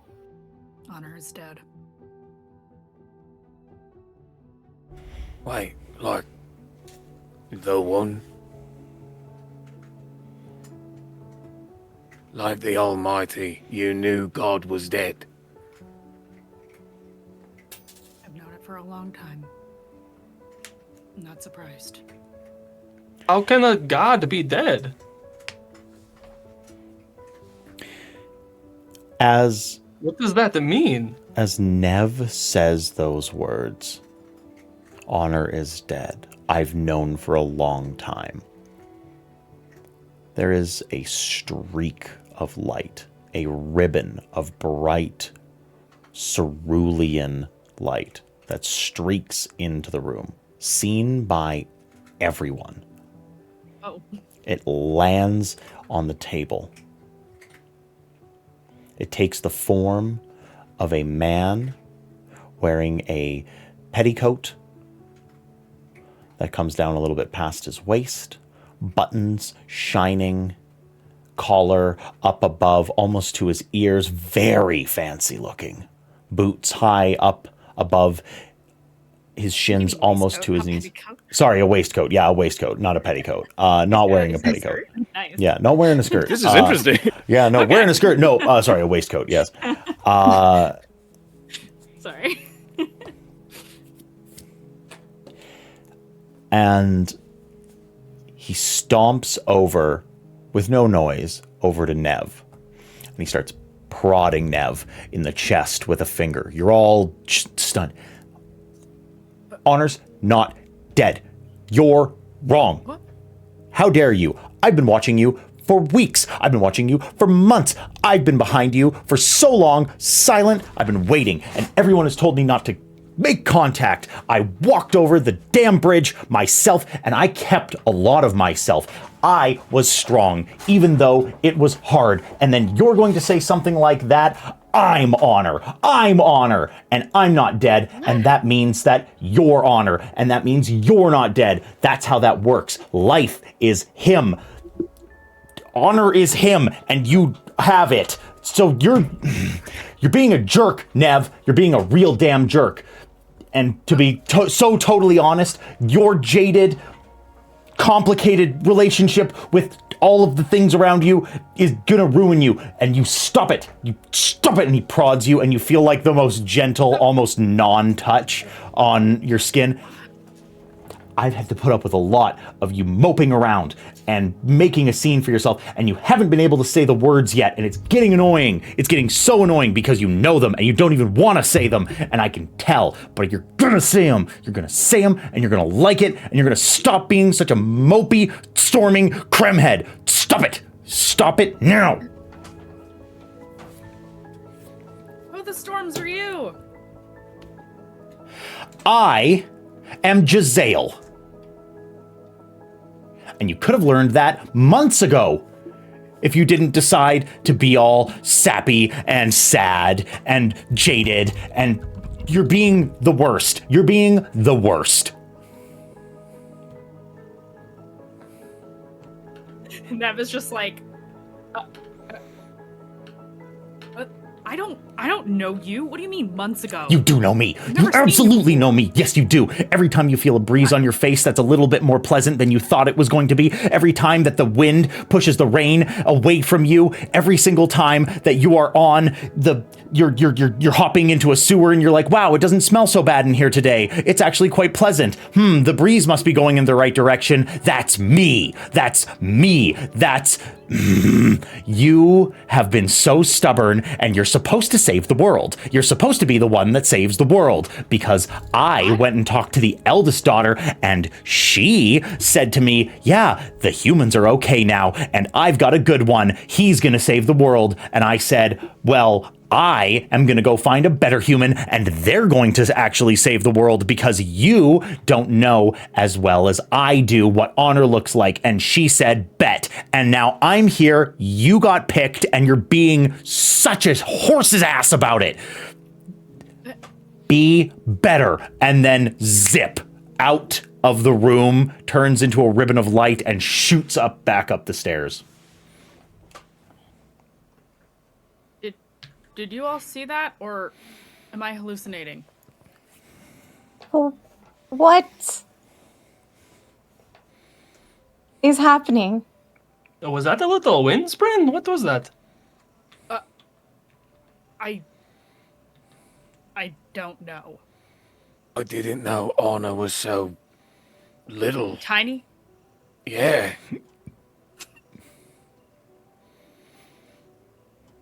Is Tila around anywhere? Is she still Tila's chilling? on your shoulder, sitting, and worst. just Am I really that bad? all of the wind out of Nev's sails. Tila's like sitting on Berlar's shoulder. Yeah, Jazael he's been like that for a while. Yeah, that's kind of the way he's been.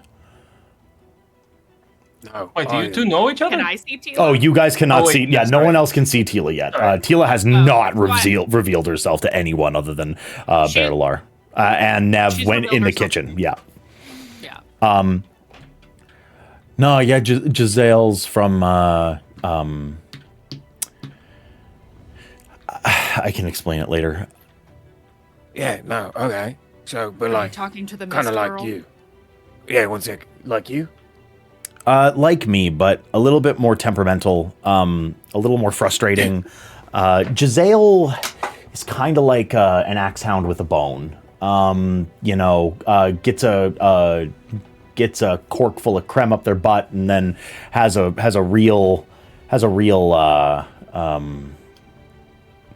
attitude about it, and can't stop until they get what they need. It's been they're good. No. They're good. They've been Navali, yeah. I have something very unfortunate to report to you. Okay. That was a Spren. And it picked you. And according to Tila, I'm going to be honest with you, he sounds a lot like me. So, She just looks like, oh no. Okay. So, I have a Spren. yeah. She's just not calculating. Like, wait, it made sense for other people to have a Spren. Why do I have a Spren?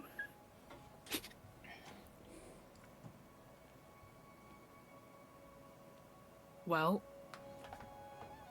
she just sits back down. I guess I'm done pacing around the room now.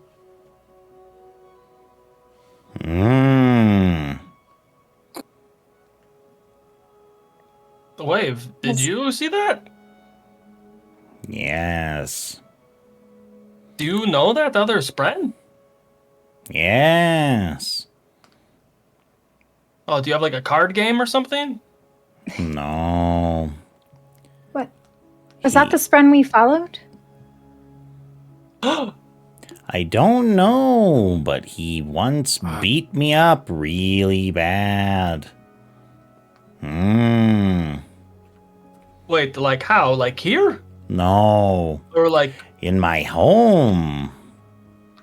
He came into your home and he beat you up. Wow, he really is Nev Spren. He told me I've never seen him before today. He told me that I was too far in his business, and that he was the arbiter of his own work, and that he didn't need my help, and so he beat me. But are you okay now? How long ago was this? I don't remember.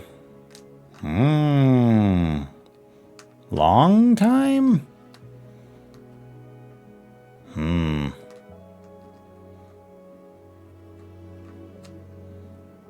Wait, do you look different in your home? Better looking. Taller. Oh, yeah. Taller? Yeah. Not little. Oh, it's true. Tall people are hot.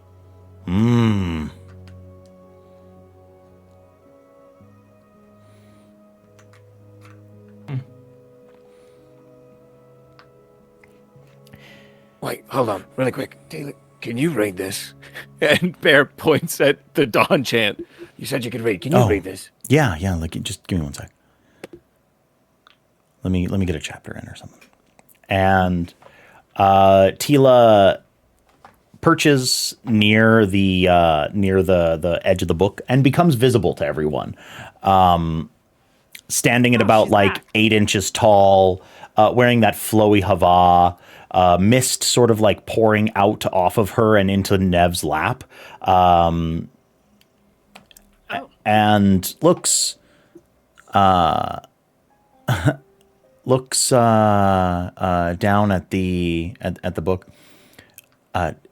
Nev, dear, would you turn the pages for me? Yeah, of course. Yeah. And just kind of turns. Thanks. Sorry, I almost switched to the wrong character voice. And then goes like, I felt that. Oops. Yeah, notices, like gives you a notice like when the pages are to be turned, and then after a little while, yeah, no, this is basically just instructions on the ideals, how to bring back radiant orders. It's kind of like the Way of Kings in a way, but this is pretty detailed on the death of honor and the circumstances surrounding that. These first pages are pretty faded though, but it's life before death, strength before weakness, journey before destination. And then it gets into how everyone is very unique in what they speak. And then, yeah, there's some rhetoric inside of that. It seems like Tanalat was a little in his more emotional state when he was writing this. There's a lot of obligation and responsibility on the people that read this book. It's talking about bringing honor back. It talks a lot about the last ideal and how important it is. Yeah. There's a fifth ideal. There's five of them, and almost no one ever did swear that fifth. So, and it's supposed to be really important. Yeah. I'm sorry. Hi, you can, Fira. You can read Dawn Chant. Hi, Fira. I knew your name. Yeah, it's really nice to actually meet you. I'm Tila, and yes, Dawn Chant was my first language. Oh, wait, does that mean the wave? Can you read this too? No. He makes kind of like a geometric like point towards Tila and the book. He's like, that's crazy. She's special. Wow. Looks at Bear. Oh, that is nice that What? you guys have different strengths and weaknesses. I am so lucky. Okay, so You got a nice Before we friend give who this- reads Dawn Chant, and I got one that yells at me. No, no. Okay, Gisele's nice. Gisele's nice. I mean, okay.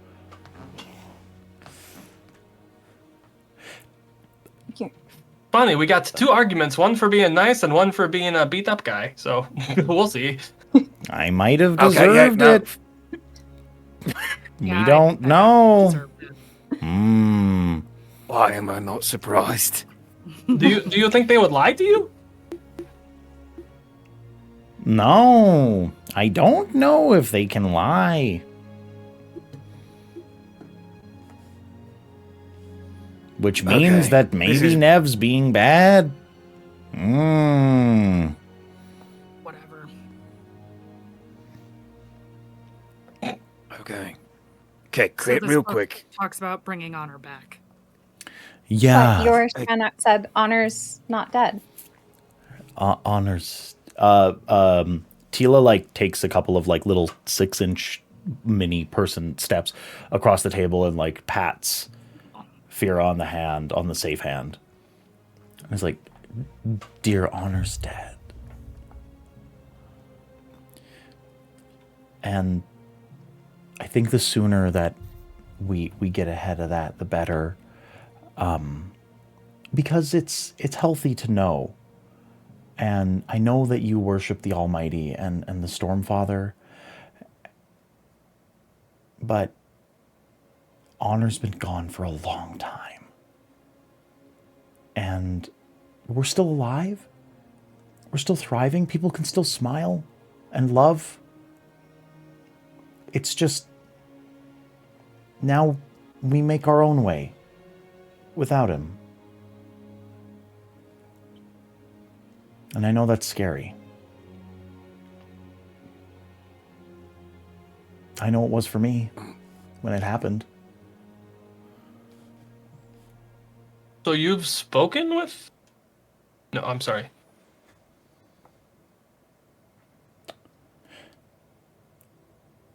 Anyway, we can read this book, but we should probably do it sooner rather than later. We were supposed to deliver it before the high storm, right? Maybe we can take some notes out of it, or I can help you copy some stuff down, because you're supposed to deliver it to that man, right? And Should we still deliver it? Yes. Can I make a suggestion? Tila kind of like nervously wrings her hands. Maybe we take some pages out, hey? Make it less useful to him. What? Just because he won't know, and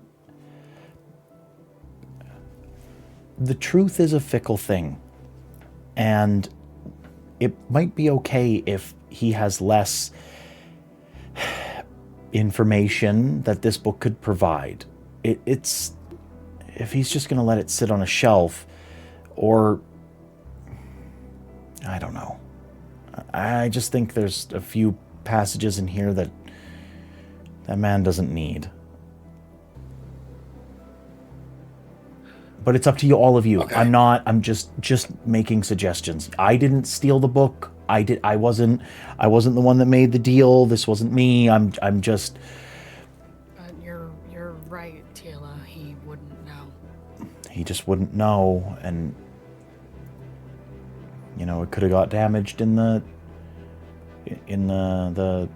Fire. in the fire, or maybe it was ripped out when you were running away, or it was damaged when it got to the library. No one knows. Wave pipes up. Lie. Good lie. Ooh. Okay. First of all, Fira, how's your hand feeling? What? You ready to take a lot of notes? Yes. Fear just looks really overwhelmed right now. I can help if you need to. I think all of us to make it as fast as possible. Okay, all right. Okay. Let's all make fun of the guy who Yeah. can't read and write. Nobody's making fun of you, Bear. There's I plenty know, of I'm just things I would make jealous. fun of you for. Okay, you know what? You've got some really important stuff to do. Tila, you are in charge of these three. Executive decision. What? You all agree, right? Look at her. Look at her. She does one of these. She's like, Okay, but just this once. Why do you say that like you're going away? I'm gonna go be a detective for a second. I'm just gonna look for clues. I'm just gonna look for clues. That's it. Are you leaving the building? No, and if I leave the building, I'll let you know. Okay? Try not to get chopped in two, please. I'll come and tell you if he leaves the building. Thank you. You're a rat. It takes one to know one. Yeah. I do want to say above table for Fira, while all this is happening, even though it's overwhelming, you realize that Nev very specifically can read Vaden Ardentia notes. It's a specific kind of script. I think she was taken off guard when you started reading out loud. Yeah. Fair. Fair's gonna Yeah. walk over to you, or like scoot around the table to you, wherever we're sitting. I am not going to stop you from doing whatever you're going to be doing, but don't do anything stupid. And with that, she's going to use decisive command on you. And I give you a D4 command die that you can add to one dice roll on your next test. Aw, that's so nice. It's very sweet. Okay.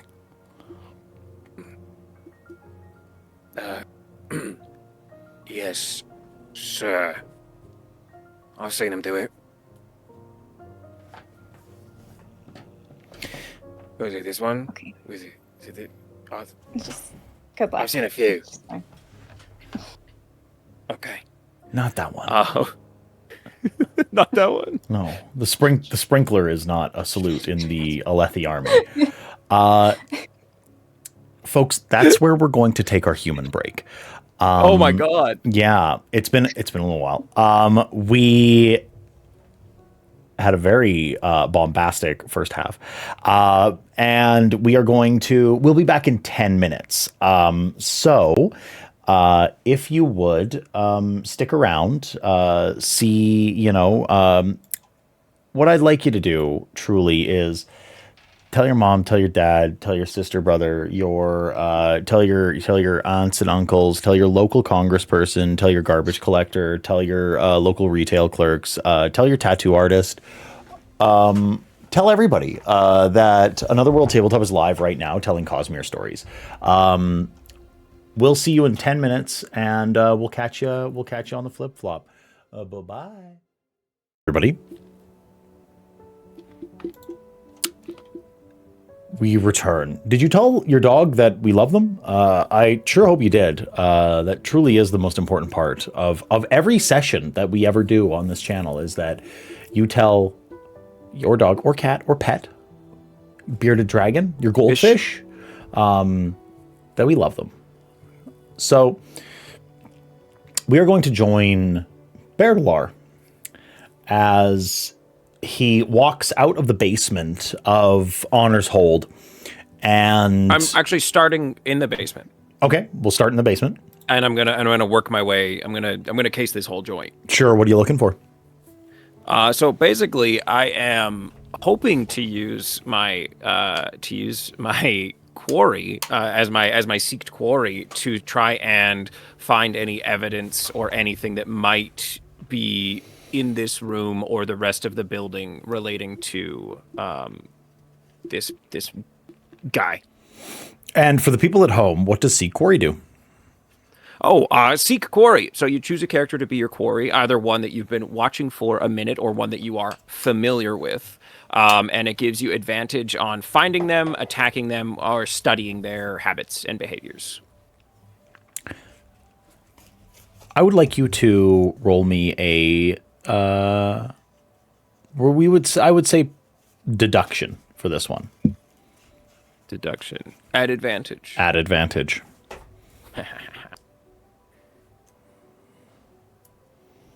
Not great. 15. A 15. So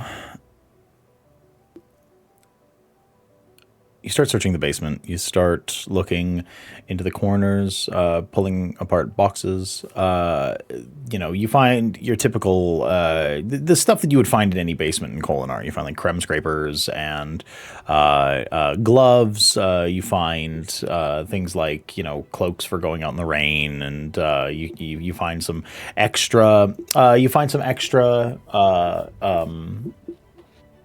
Supplies for the kitchen and fuel. A lot of the wood is stored down here. You find shale bark, trimmings, etc., etc., etc. You find so many mundane things.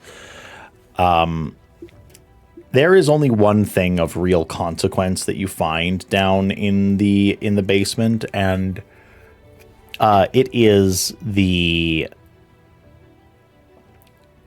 You don't know if it's a wrist. Or you don't know if it's a wrist or a headband, or some sort of like an upper arm sash, but it has a symbol upon it, and it is very much the symbol, the glyph for Sons of Honor.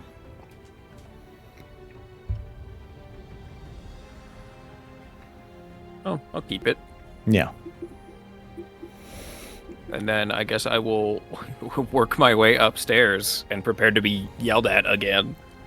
You head upstairs, and standing at the bar, preparing a variety of drinks and food, plating up all of these different things, is Klim. And he looks to you and he's like, "What are you doing up here?" I'm Ancha. I'm...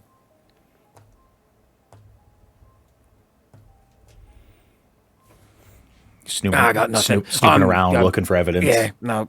Yeah, pretty much, yeah. Pretty much that, right? Yeah. Go back downstairs to your friends. Okay, just that guy who was here the other day. When the guy with the sword came in, cut a hole in the wall.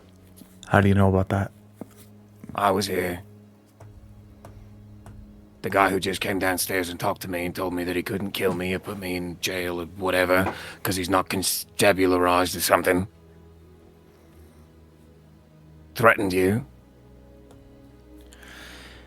Yes, he did.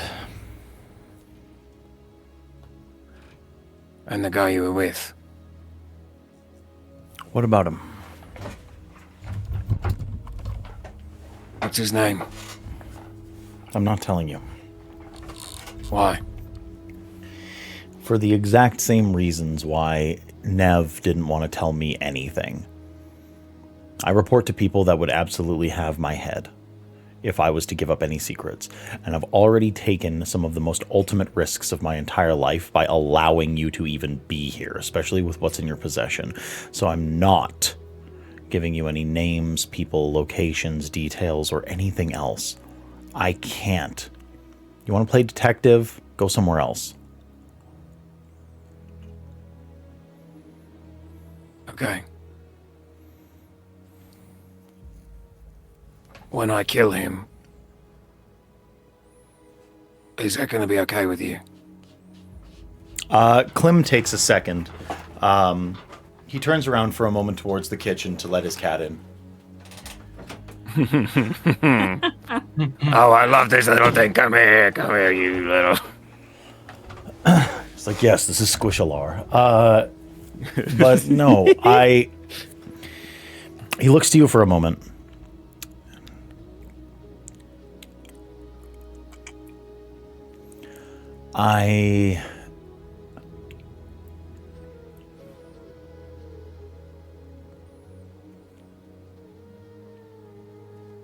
I can't tell you. You can't tell me if you're going to be okay with that or not. I've already truly revealed way too much. Are you friends? Why do you keep asking me? Why do you keep digging Because into I want this? to know. Because I want to know if I killed the man who killed my father, if you're going to come after me for it.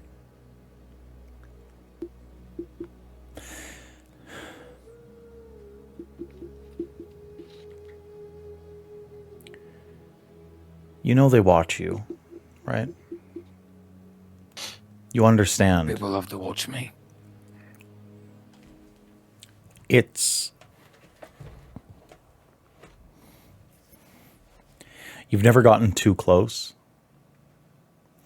until really just this last 10-day. And I get it. You smell the blood in the water. You are a sky eel with a bone. You feel like you're so close to it. Things have escalated so much farther beyond what you think that it is. And your father was not without sin. And I think that you know that. He didn't deserve to die, Bear. But this quest for vengeance is going to put you down the same path. When you've got a knife to your heart, do you think Nev's going to save you? Do you think that red-haired Vorin girl is going to come to your rescue? You think that little Thalen traitor has your back? Yeah. Yeah, actually, I do. Well, I hope so.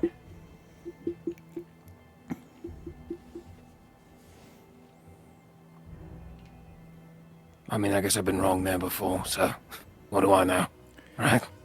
If these new friends of yours are really this dangerous little cabal of lackeys and goons that you think is actually going to come to your rescue, fantastic. Because I have on very good authority that you could not fill a fucking bathroom stall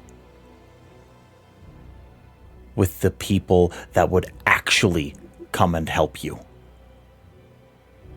You are a light-eyed wild card that is chasing after shadows.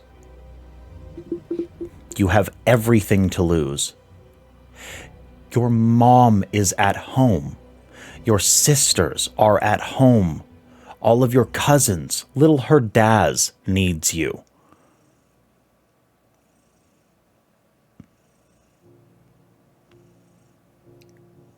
Oh, help me. I can't.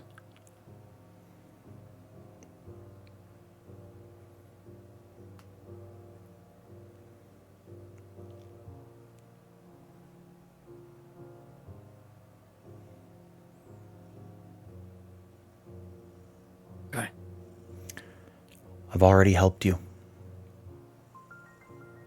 There's no guards chasing after you after you've robbed the Ardentia. I got him good, yeah. I didn't go to my superiors and immediately have a cadre of armed men, some with shard blades, come to slaughter you and your friends. I don't have a bunch of smoke-eyed corpses sitting in my basement. I am helping you. But asking for all of this information, you're looking me in the eyes and asking me to kill myself. And I'm not doing that for you.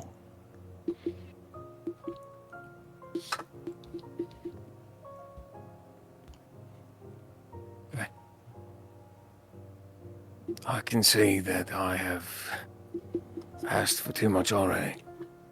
So, just don't get in my way. Don't make me get in your way.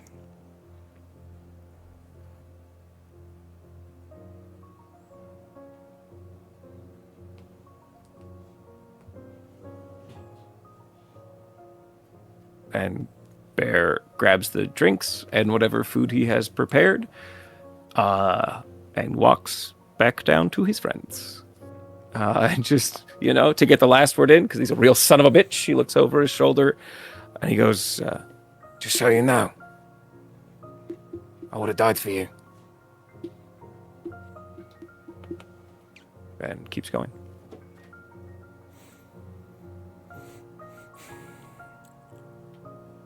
You head back downstairs. He doesn't say a word. And puts drinks and food on the table. Okay, so that was a bust. How's your note-taking going? He was good. Fira's really smart. I'm starting to feel like I picked the wrong person. Almost certainly, yeah. Yeah, almost guaranteed.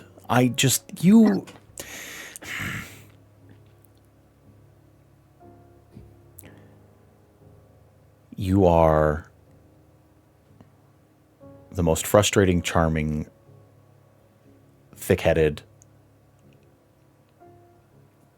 dangerous man that I've ever met. And that's why I picked you. But I will say, if I wanted my lot in life to be so much easier, I would have picked Fira. I'm just saying. Her calligraphy is so good. No. Oh yeah, you all hear it. Yeah, because Tila needed to be has to be like speaking these words for you to copy down, right, out of the Dawn chant. So yeah, she says all of this in front of you and just says sincerely, Fira's calligraphy is great and a great note taker and super intelligent, and I've been following you both for a minute, and she knows how to use a sword, Berlar. The whole world was against her using one, and she still learned how to do it. And you're making excuses. I mean, you have dangerous people coming to attack you all the time, and you think you're going to talk your way. I shouldn't be lecturing you. You're going through it at the moment. Truth hurts. I am doing great. I am doing fine. Don't you worry about it. I am better than I have been in minutes. Lies. Bad lies. Okay. Big lies. Oh, Bear Delar's being naughty. Hey, you know what? I'm going to call Nev Spren to go over and kick your ass again. What? No, hey. Well, I will say to you, Bear Delar. Nuh-uh.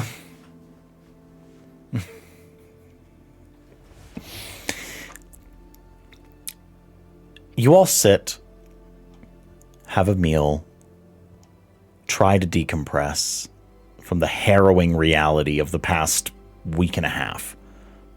Because truly, the heist is done.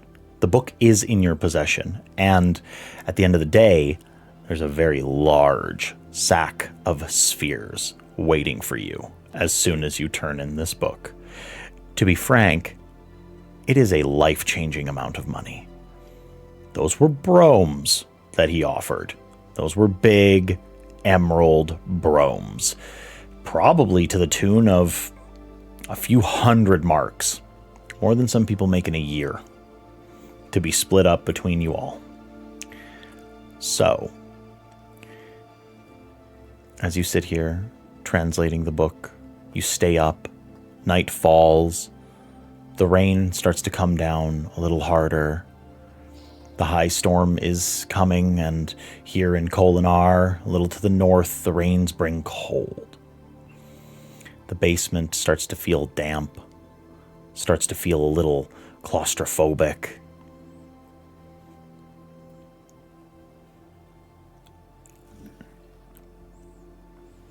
We really need to go. Let's pull out some of the pages. Tila, which pages do you think we should remove? Can I please get a very immediate insight from anyone interested on Tila? Yeah. I want to know what my Yeah. girl's thinking. Yeah, I'm interested. Oh, Figure it's hell not gonna yeah. be- Oh, At last. 15. 15? Okay. 10. 10, 22. 22. What did Fira get? She's not. Not worried. Okay. It is She's actually distracted. only Nev that catches the shift in attitude. Tila gets like deadly serious for a moment. It's like you're gonna take out page. So it's a smaller document. It's only about 150 pages. You're gonna take out pages 1 through 10. You're going to take out pages 72 to 111. And then you're going to take out the final 8 pages. That's a lot of pages, Tila. The first 10 pages are detailing the death of Honor. Those need to go. The pages in the middle are very specific instructions for Radiance to swear their first ideals. Multiple orders. It's instructions for will shapers, for stone wardens, for orders that don't walk the face of Roshar yet. And the last 8 pages are they're instructions for how to swear better to your Spren, just to be better friends with them. Okay. It's the truth. It is actually the truth. It's odd, but it's a good final message from Tanalat. He was always very staunch on maintaining a truly healthy relationship with your Spren. It's not all friendliness. Some of it is how to make a better subordinate out of yourself to your Spren, and I wanted to spare you. But it's details that whoever's getting this book doesn't need to know. Nev, you're the only one that clocks that the last line that she said about the last eight pages is a crock of creme. That is not at all the truth. She's objectively lying. There is something else within those pages, and you have her dead to rights. So Spren like you can lie too, huh? I'm not lying. I'm a Spren for Truth Watchers. Truth Watchers. You're lying about We those tell the last truth. 8 pages. What are they, Tila? Obviously, I can't be that firm with you. You're Spren. But, like... I'm a mist Spren. I'm the Spren of truth. I'm telling the truth. No, you're not. Can you read Dawn Chant? No. Then you can either trust you me and can. rip out the pages or not. Then I guess I'm not ripping out any. She closes the book. Consign your world to a life without honor. Consign your world Okay. to Okay, something okay, horrible. okay. You're Bearler, talk to your friend. Hold on. You come here. And he holds out his hand. She hops up into your hand, huffs, and sits down cross-legged. And he walks over to She's the lying corner. about those last pages. Okay. He walks over to the corner and he just stands there, crouched in the corner, all hunched up. Are you lying? Yeah, Why? because they're really important pages, and I don't want to say what's on them. We're going to translate them eventually, but they might have a problem translating them, and they might have a crisis of faith if I just say out loud what it is. So, we're not there yet. I wasn't going to say anything to Feraniel yet, and things are a little dicey when you get to the back of the book, okay? Because Tanalat knew honor. And Tanalat was there when the Oath Pact was sealed, and things got bad. I don't know what most of what you're talking about is, but I trust you. It's because you're so dumb. Thank you. You're so dumb. Okay, I'm really smart at some stuff. I know, just not Good stuff. We'll get there. We'll get there. We'll so get there. You have to learn how to read. That'd be great. This whole Vorin weirdness about men reading is so strange. I don't get it. I showed back up and half of people can't read. Half of people are stupid. And women can't fight. Hold on. Did you know that the greatest warrior to ever walk Roshar was a woman? Did you know that? Did you know that the greatest person to ever wield a sword, and it wasn't just one sword, it was two swords, two shard blades from two separate Spren. Right. She invented sword styles, and now women can't fight. You know how stupid men are? What, you can get two of them? Yes! That's cool. Yeah, we'll talk later, but don't worry about it. Okay. So we're gonna go back. And I'm gonna try really hard to convince her to take out those last pages, but... Yeah. The only thing that the rest of you hear is that men are so stupid, because she says that loud. You put her, like, right on my shoulder, still sitting, and walks over. So, I have done some serious thinking. I think we should take out the last few pages, yeah. Okay, so before we do anything... Fine, you don't want me to know what's on those last 8 pages, that's fine. But I can't rip out half of the book, Tila. I have to deliver this. And if we mystically lose this book, we're going to die. It's just... Some of the orders are dangerous, and I don't need... It's... Very dangerous men have in the past tried to weaponize the Radiant Orders and indoctrinate people into them. Dustbringers. Skybreakers. It's... Okay. That's our responsibility, how?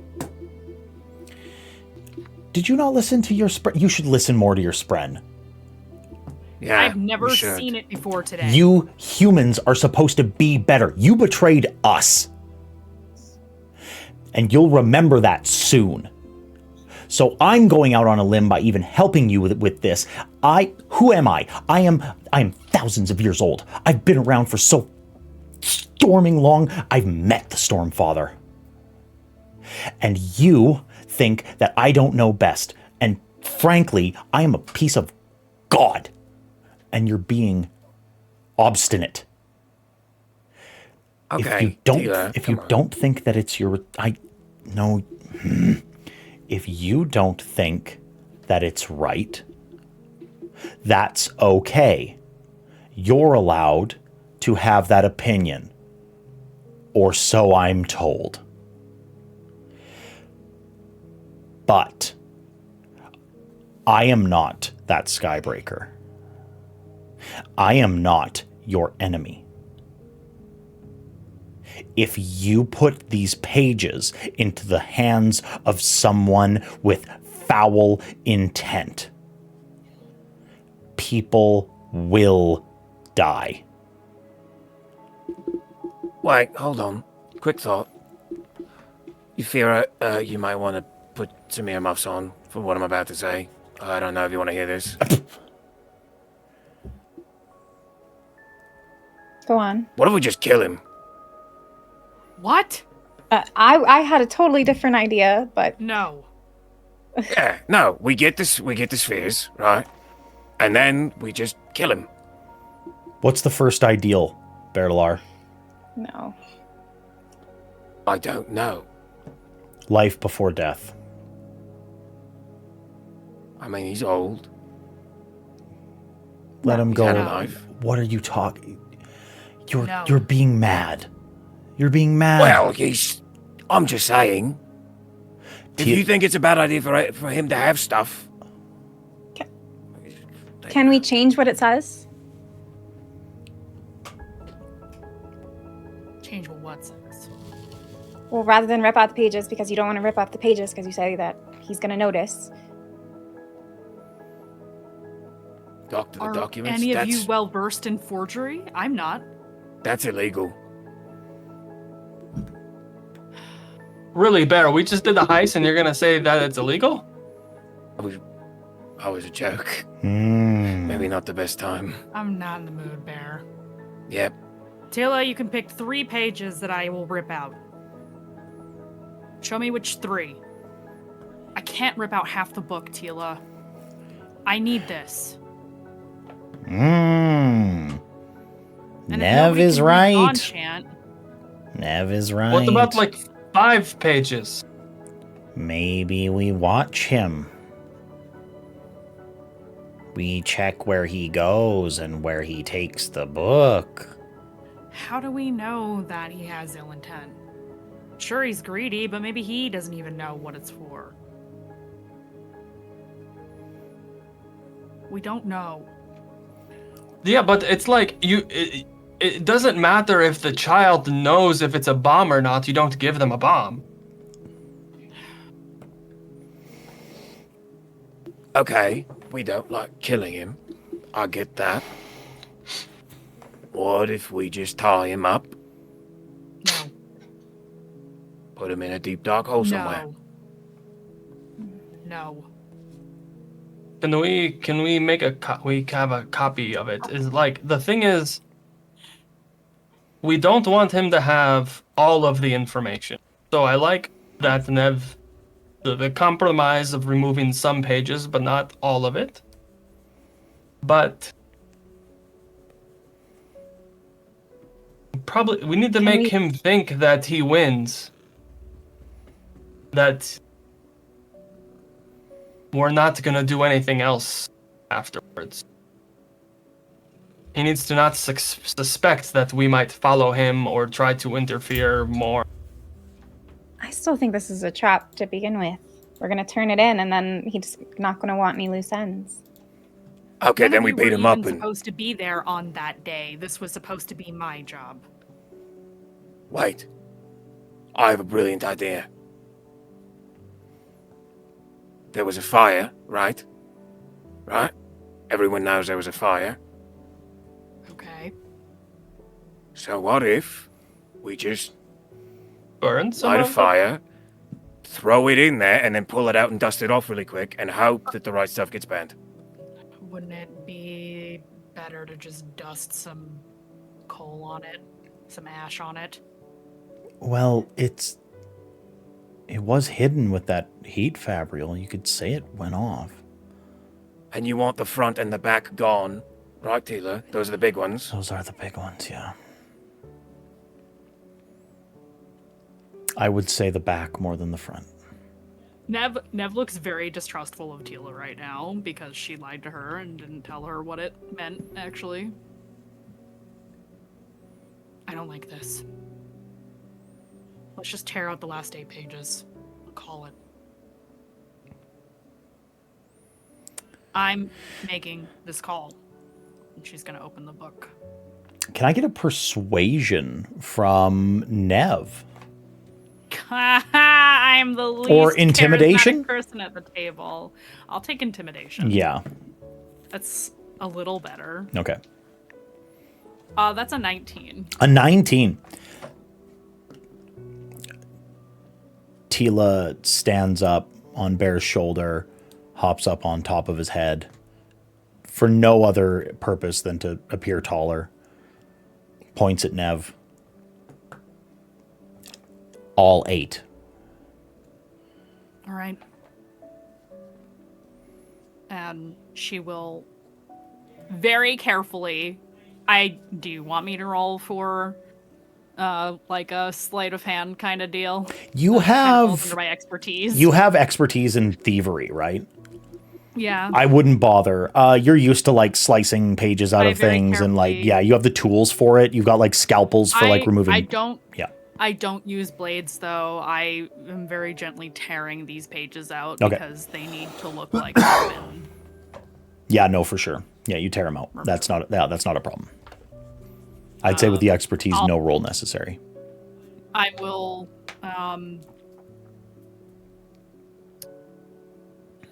I'll take those pages out, close the book up, wrap it up, put it in my bag. and I'll leave the pages to Fira and say, give me a sec, I'm gonna grab something from the hearth. But she does not leave the book with any of you. She goes upstairs. Just a moment. Bear, really quick, will give Fira, he'll give you a leather case specifically designed to hold papers so they don't get wet in storms.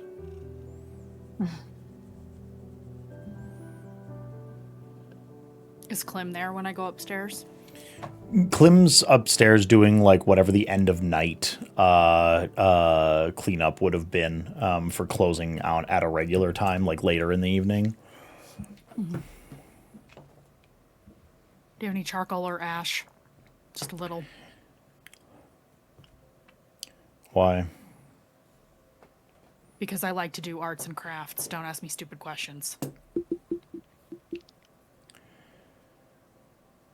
When four thieves walk into someone's home and bring a document of that caliber into it, as well as someone who's got a very long-standing history with himself, there is not a stupid question. You're here because I let you be here. Why do you need it? Just a little bit of trickery, Clem. You know the tools of the trade. Does Cutter know you're here? It's none of his business what I do with my time. That's not true.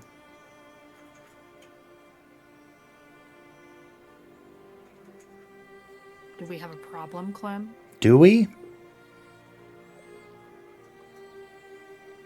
I would think for your sake we don't. Now please, can I have some ash or charcoal from the hearth? Fill your boots. He points over to the hearth. She'll gather some up.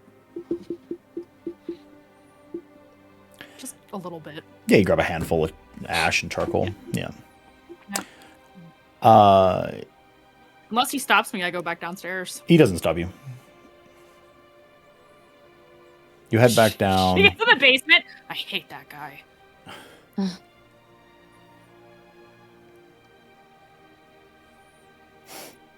I assume you're going to make it seem as if the last pages were burnt out. Yeah, I'm gonna kind of rub some of the ash and charcoal onto some of the pages, onto the cover, particularly the backside. Ding it up a little, but not super bad. Yeah, for sure, Make it look like a scuffle happened around that. Yeah. No. Wrap a blanket around it and sit on it for a few minutes.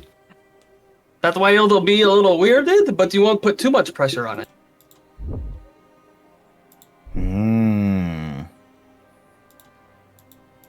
Maybe you should sit on it, Alstrom. Yeah, Nev will just kind of hand the book over. You have a bigger butt. So what? So it's useful. What do you mean? You sit on it for a while. I would like a proper thievery from Nev at this point. And I'm going to say you roll it with opportunity, but we are raising the stakes. Oh, okay. You're pretty directly messing with this very ancient document, expressly to try to pull one over on a very dangerous man. You said thievery? Thievery, yeah. Okay, that's a 19 with a complication, which is +4, so 23. 23. Okay. With I will mark down the complication. If I have an opportunity, I was gonna say if I have an opportunity, does that swap out? No, they are not one for one. That's. Oh wait, I will use sure outcome. I'll spend 2 focus to use sure outcome. When you use, oh wait, I have to use opportunist first. Okay. Okay, I'm gonna re-roll my plot die. Perfect. Cool. It's the same roll. Oh no. So that's 2 focus, but to save myself, I'm going to use Sure Outcome. I'm going to spend the last of my focus to use Sure Outcome and change my complication to an opportunity. Ooh, okay, perfect. Yeah. Okay. I think this is a pretty obvious one. It's just a very, very well-made subterfuge. And that's all there really is to it. Okay. Great, 'cause I really need to impress this man, and I don't want to upset my friends, so I'm trying to find a happy medium here. Oh, yeah, for sure. Okay, so we can... I'll ask. Does everyone feel pretty good about where the situation's at for Honor's Hold and jotting down the details of the book? We'll say that Feraniel... Actually, I think we should have a quick scene with Tila and Feraniel. I think that is most of the rest of the evening is copying down parts of this book. And that feels like it should be at least a little bit center staged. So throughout the rest of the evening, Tila is detailing these pages to you. The first 10 pages, to you in particular, hearing from a Spren, a speaking, living, talking part of the Cosmere, this shard of the beyond, translating an ancient language. This has escalated your life so very hard in the same ways as many people are experiencing at this point. You'd heard rumors about people becoming Radiance and it happening all so fast, faiths being questioned, and folks, the city of Urithiru being rediscovered, and there's so many instances of rumors of this happening, and now it's happening to you. The first 10 pages are harrowing to hear. Honor is dead. Honor died under mysterious circumstances that are not detailed in this book. But the circumstances that surround that event are spoken of. The recreants, the throwing down of shard blades, and the breaking of pacts of honor from all of the Knights Radiant. The listlessness that came from the world after that fact. The details of desolations that have come before. Man being torn back into the Stone Age by Voidbringers. And then you get to more idealistic things. The sort of philosophical debate of whether or not Honor's death truly left the world without his touch. Whether it was a suffused energy that went throughout the world. And Tila, about a third of the way through the book, sort of looks up to you and says, "Are you all right? This is a lot." I'm focused. You're just focused? You sure? Yes, because if I'm useful, it's good. And I don't have to think about other things. Oh, sweetie, it's not like that. It's not like that at all. You don't need to be useful. It's enough to just be. You're you. And that's enough. And you're great. I'm trying not to let this be. I just need you right now. And because you're really the only one that knows how to write well. So, I'm sorry if this is a lot. I am, because, well, have you had a Spren talk to you yet? No. No. I'm sure they're coming. I'm sure. And they'll help you make sense of all this. She walks over to you, all 6 inches of her, and like lays a hand on your wrist as you're like jotting down these notes.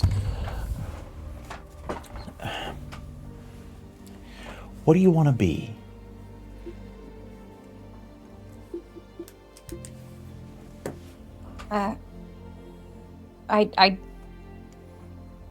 I don't know. Do you want to help people? I don't know. Yes? Do you want to be the best that you can be? Yes. You want to prove to the world Yes. that there's more to you than what everyone says?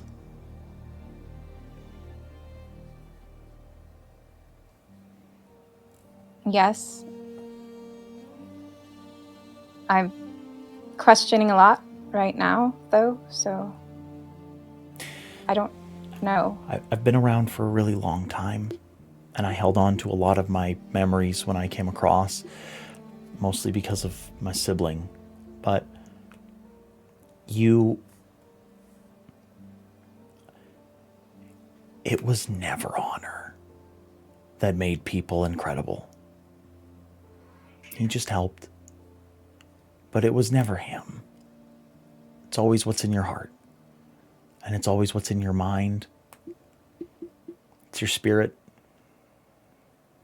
And I've been watching a lot of people in this city for some time. You know what? It gets a little boring watching Bear all the time. He's always scratching his butt and, you know, kind of making an ass out of himself. And you can only watch someone put their foot in their mouth so many times. But I've watched a lot of people, and there's not really many like you. You know? So I think you just keep your chin up. And if you're asking questions, then you're going in the right direction, because the world has a lot of them right now. The important thing is that you try to answer them, especially for yourself, what you want to be and what you want to do and how you can help. But don't let it define you.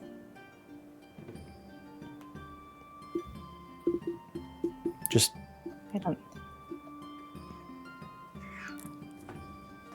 I've never felt more undefined.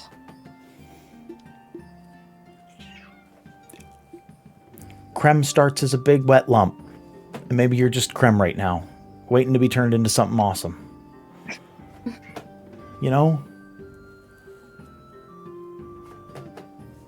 It is what it is. We all start somewhere, and you've got a really good starting point. You're a woman who knows how to use a sword. There's like 9 of you in Alethkar. So yeah, chin up. Honor's dead, but we aren't. Yeah.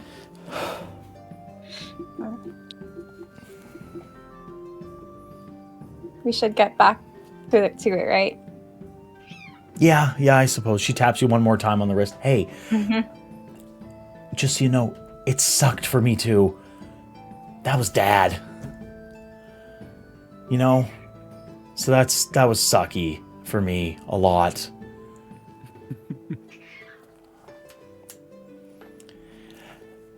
I'm mostly saying this because the next chapters are going to be really important for you. And then you get into, she starts reading again, and you get into the detailings of the Radiant Orders and their ideals and how you swear to them. And it gets a little bit into the surges and like what each are capable of, and you hear about adhesion, and you see notes about you see gravitation, you see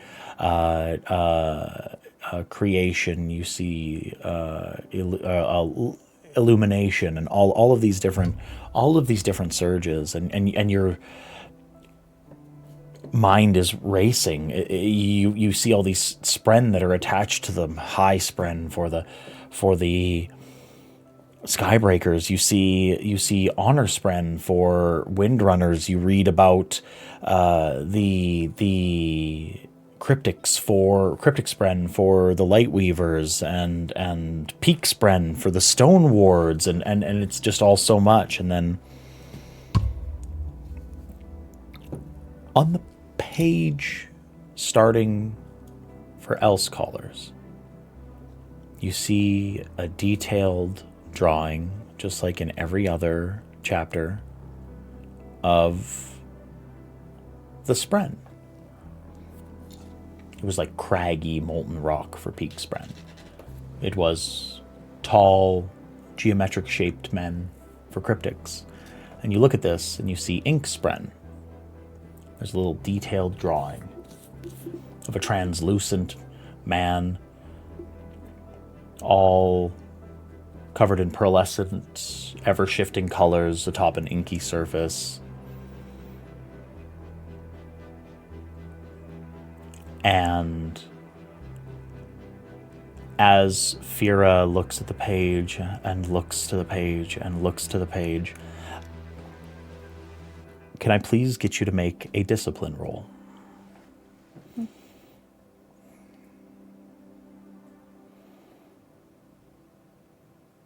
I am rolling terrible today. Okay. 7. Geez, I don't think you've rolled above 10. No. The little man made of ink that is upon the page looks up to you as your hand drifts across the page, and he starts to grow and shift like flowing water or oil upon a page, and he grabs your hand. I am sorry for this, but there are things that you must see. You were meant to look upon the cold sun, and so it is. And Fira feels a shift in her perception, and you crash down onto what appears to be a pillar in an endless ocean of beads of glass. The pillar is perhaps 100 feet above those pillars, or those beads of glass. You hear the clacking coming from underneath you. A rigid wind is roaring across. You see phosphorescent, shifting lights on the horizon. A black sky illuminated by a cold sun is above you. And standing next to you is a 7-foot-tall man made completely of ink. Handsome, sharp features, shifting, flowing liquid drifting across his body. You have been chosen. It is your destiny to become far greater than the sum of your parts. You do not know yet that it is. You find yourself in Shadesmar, and there will be much that you need to learn, Firaniel.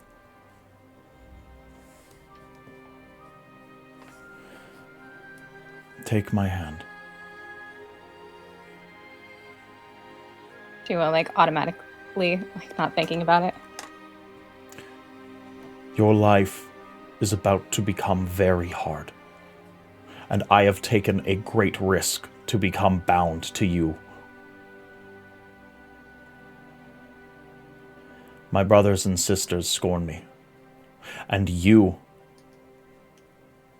are the one who has been chosen. A woman who studies the blade. One who speaks of logistics as if they were child's play. You look at the battlefield, decide the win, and it is. You see the words that need to be writing, and it is. You know the secrets of people because they tell them to you with no effort. It is. You will be so much more. For now, it is you, and it is one other. We will shift.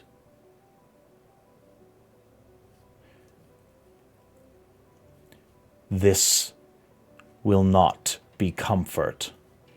It simply is. And he pushes you off of the pillar to plummet 100 feet into the beads below. You crash with a cacophonous roar, beads crashing all around you. And you reach out for anything, and you start to feel souls inside of these beads. You feel the heart of a table. You feel a building. You feel anything that has been given form and spirit. You feel the stone. You feel the cups, the water. You feel everything. I have only one question, which is, what is the thing that you would grab onto within that building that you think would save your life as beads fill your mouth and start to suffocate you? And I'm falling into the beads. You are in the beads. They are surrounding you. The crashing sound of glass on glass is filling your ears. The tiny spheres are filling your mouth and nose, and it feels like 1,000 souls of inanimate objects are brushing against your skin, screaming their names at you.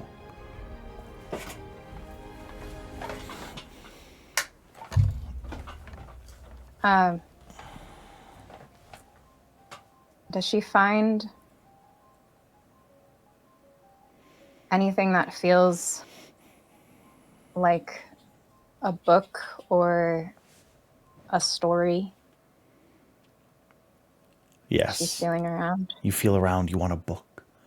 You feel like you need a story. Well, I'll tell you, there was only one book in that room.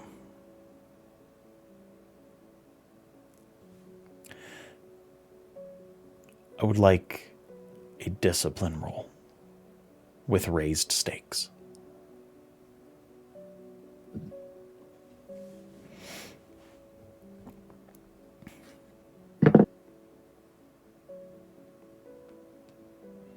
All right.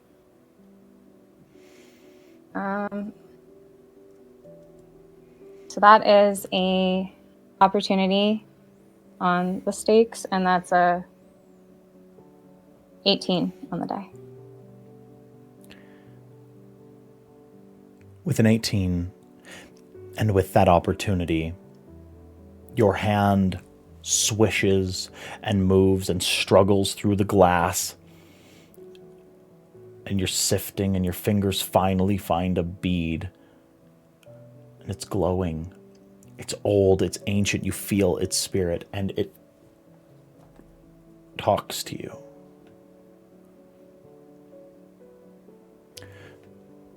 I am the death of honor. Would you change me? What would you ask of me? The hand of an else caller changes the soul of that which it touches, does it not? I don't know what that means. Tanalat wrote me in his own hand. for a purpose. To change me is ruin. Come back. Don't stay there.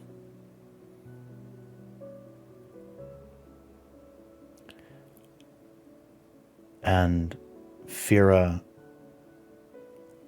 the last thing I'll ask of you within Shadesmar, as that cold sun beats down and your body is drifting underneath these waves of glass, is, do you go back or do you not? Okay. She goes back, yes. For the rest of you, you saw Fira disappear. A sudden and abrupt change as what seemed to be a globule of ink enveloped her hand. And then the room erupts as the table that the book was placed upon erupts into written pages. Whoa! A cacophony of fluttering paper flying about the room as Feraniel hits the floor, gasping.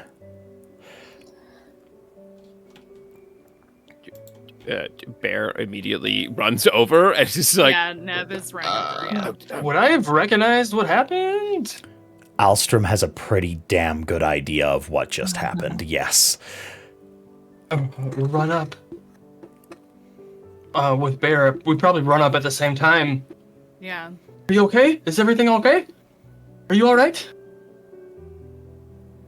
Neb Kira's is like looking for for the blood, ink. looking for wounds. Fira's looking for the ink, Spren. Mm-hmm. You cannot see him.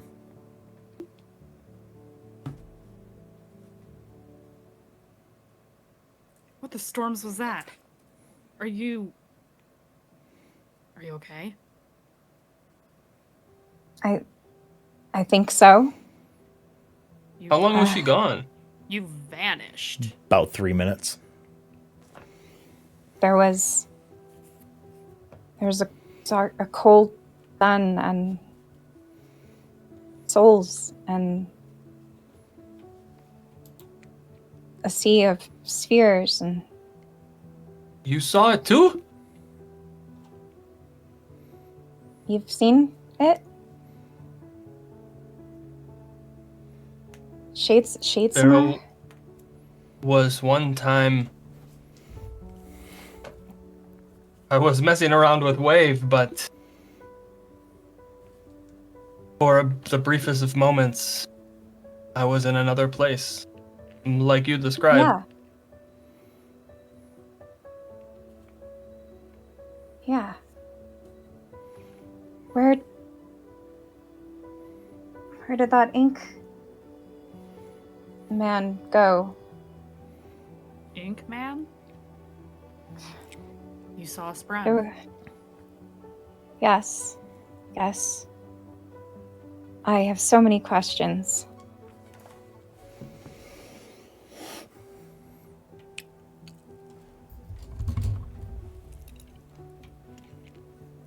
Folks, I think about right there is where we are going to pause for the evening.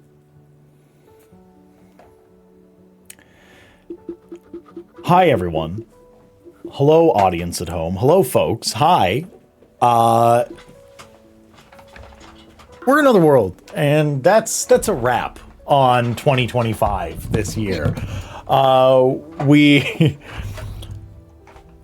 We hope you enjoyed the story that we brought to you tonight. The revelations of our a few of our would-be Radiance, and the come down from that crazy heist. It's been an honor and a pleasure bringing these stories to you this year, and I just wanted to say thanks. I want to say thank you to everybody. I want to say thank you to the cast. Thank you, cast, for saying yes. Thanks for saying yes to this whole endeavor. To this crazy idea I had of telling a Cosmere Stormlight story. I hope I'm doing it justice, and I hope you've been enjoying it, because Lord knows I have. So we are going to be coming back on Saturday for Sanguine Dominion, our Vampire the Masquerade series.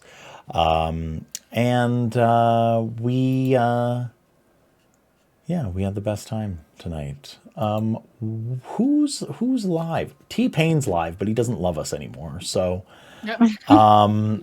we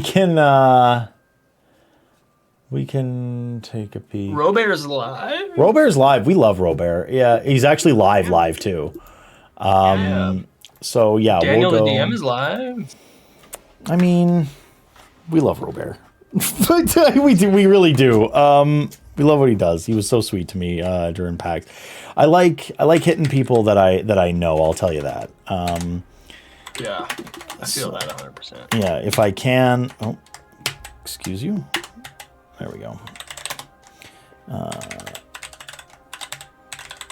Okay, bam. This has been us for now, folks. Stick around for the raid. Show them that Another World love. We will catch you on Saturday. We'll see you all super soon for the next chapter of The Last Ideal. We'll catch you in the new year. Happy New Year to everybody that's here. I hope you have a fantastic one. Do some partying. Try to make it a Hellbond. See ya.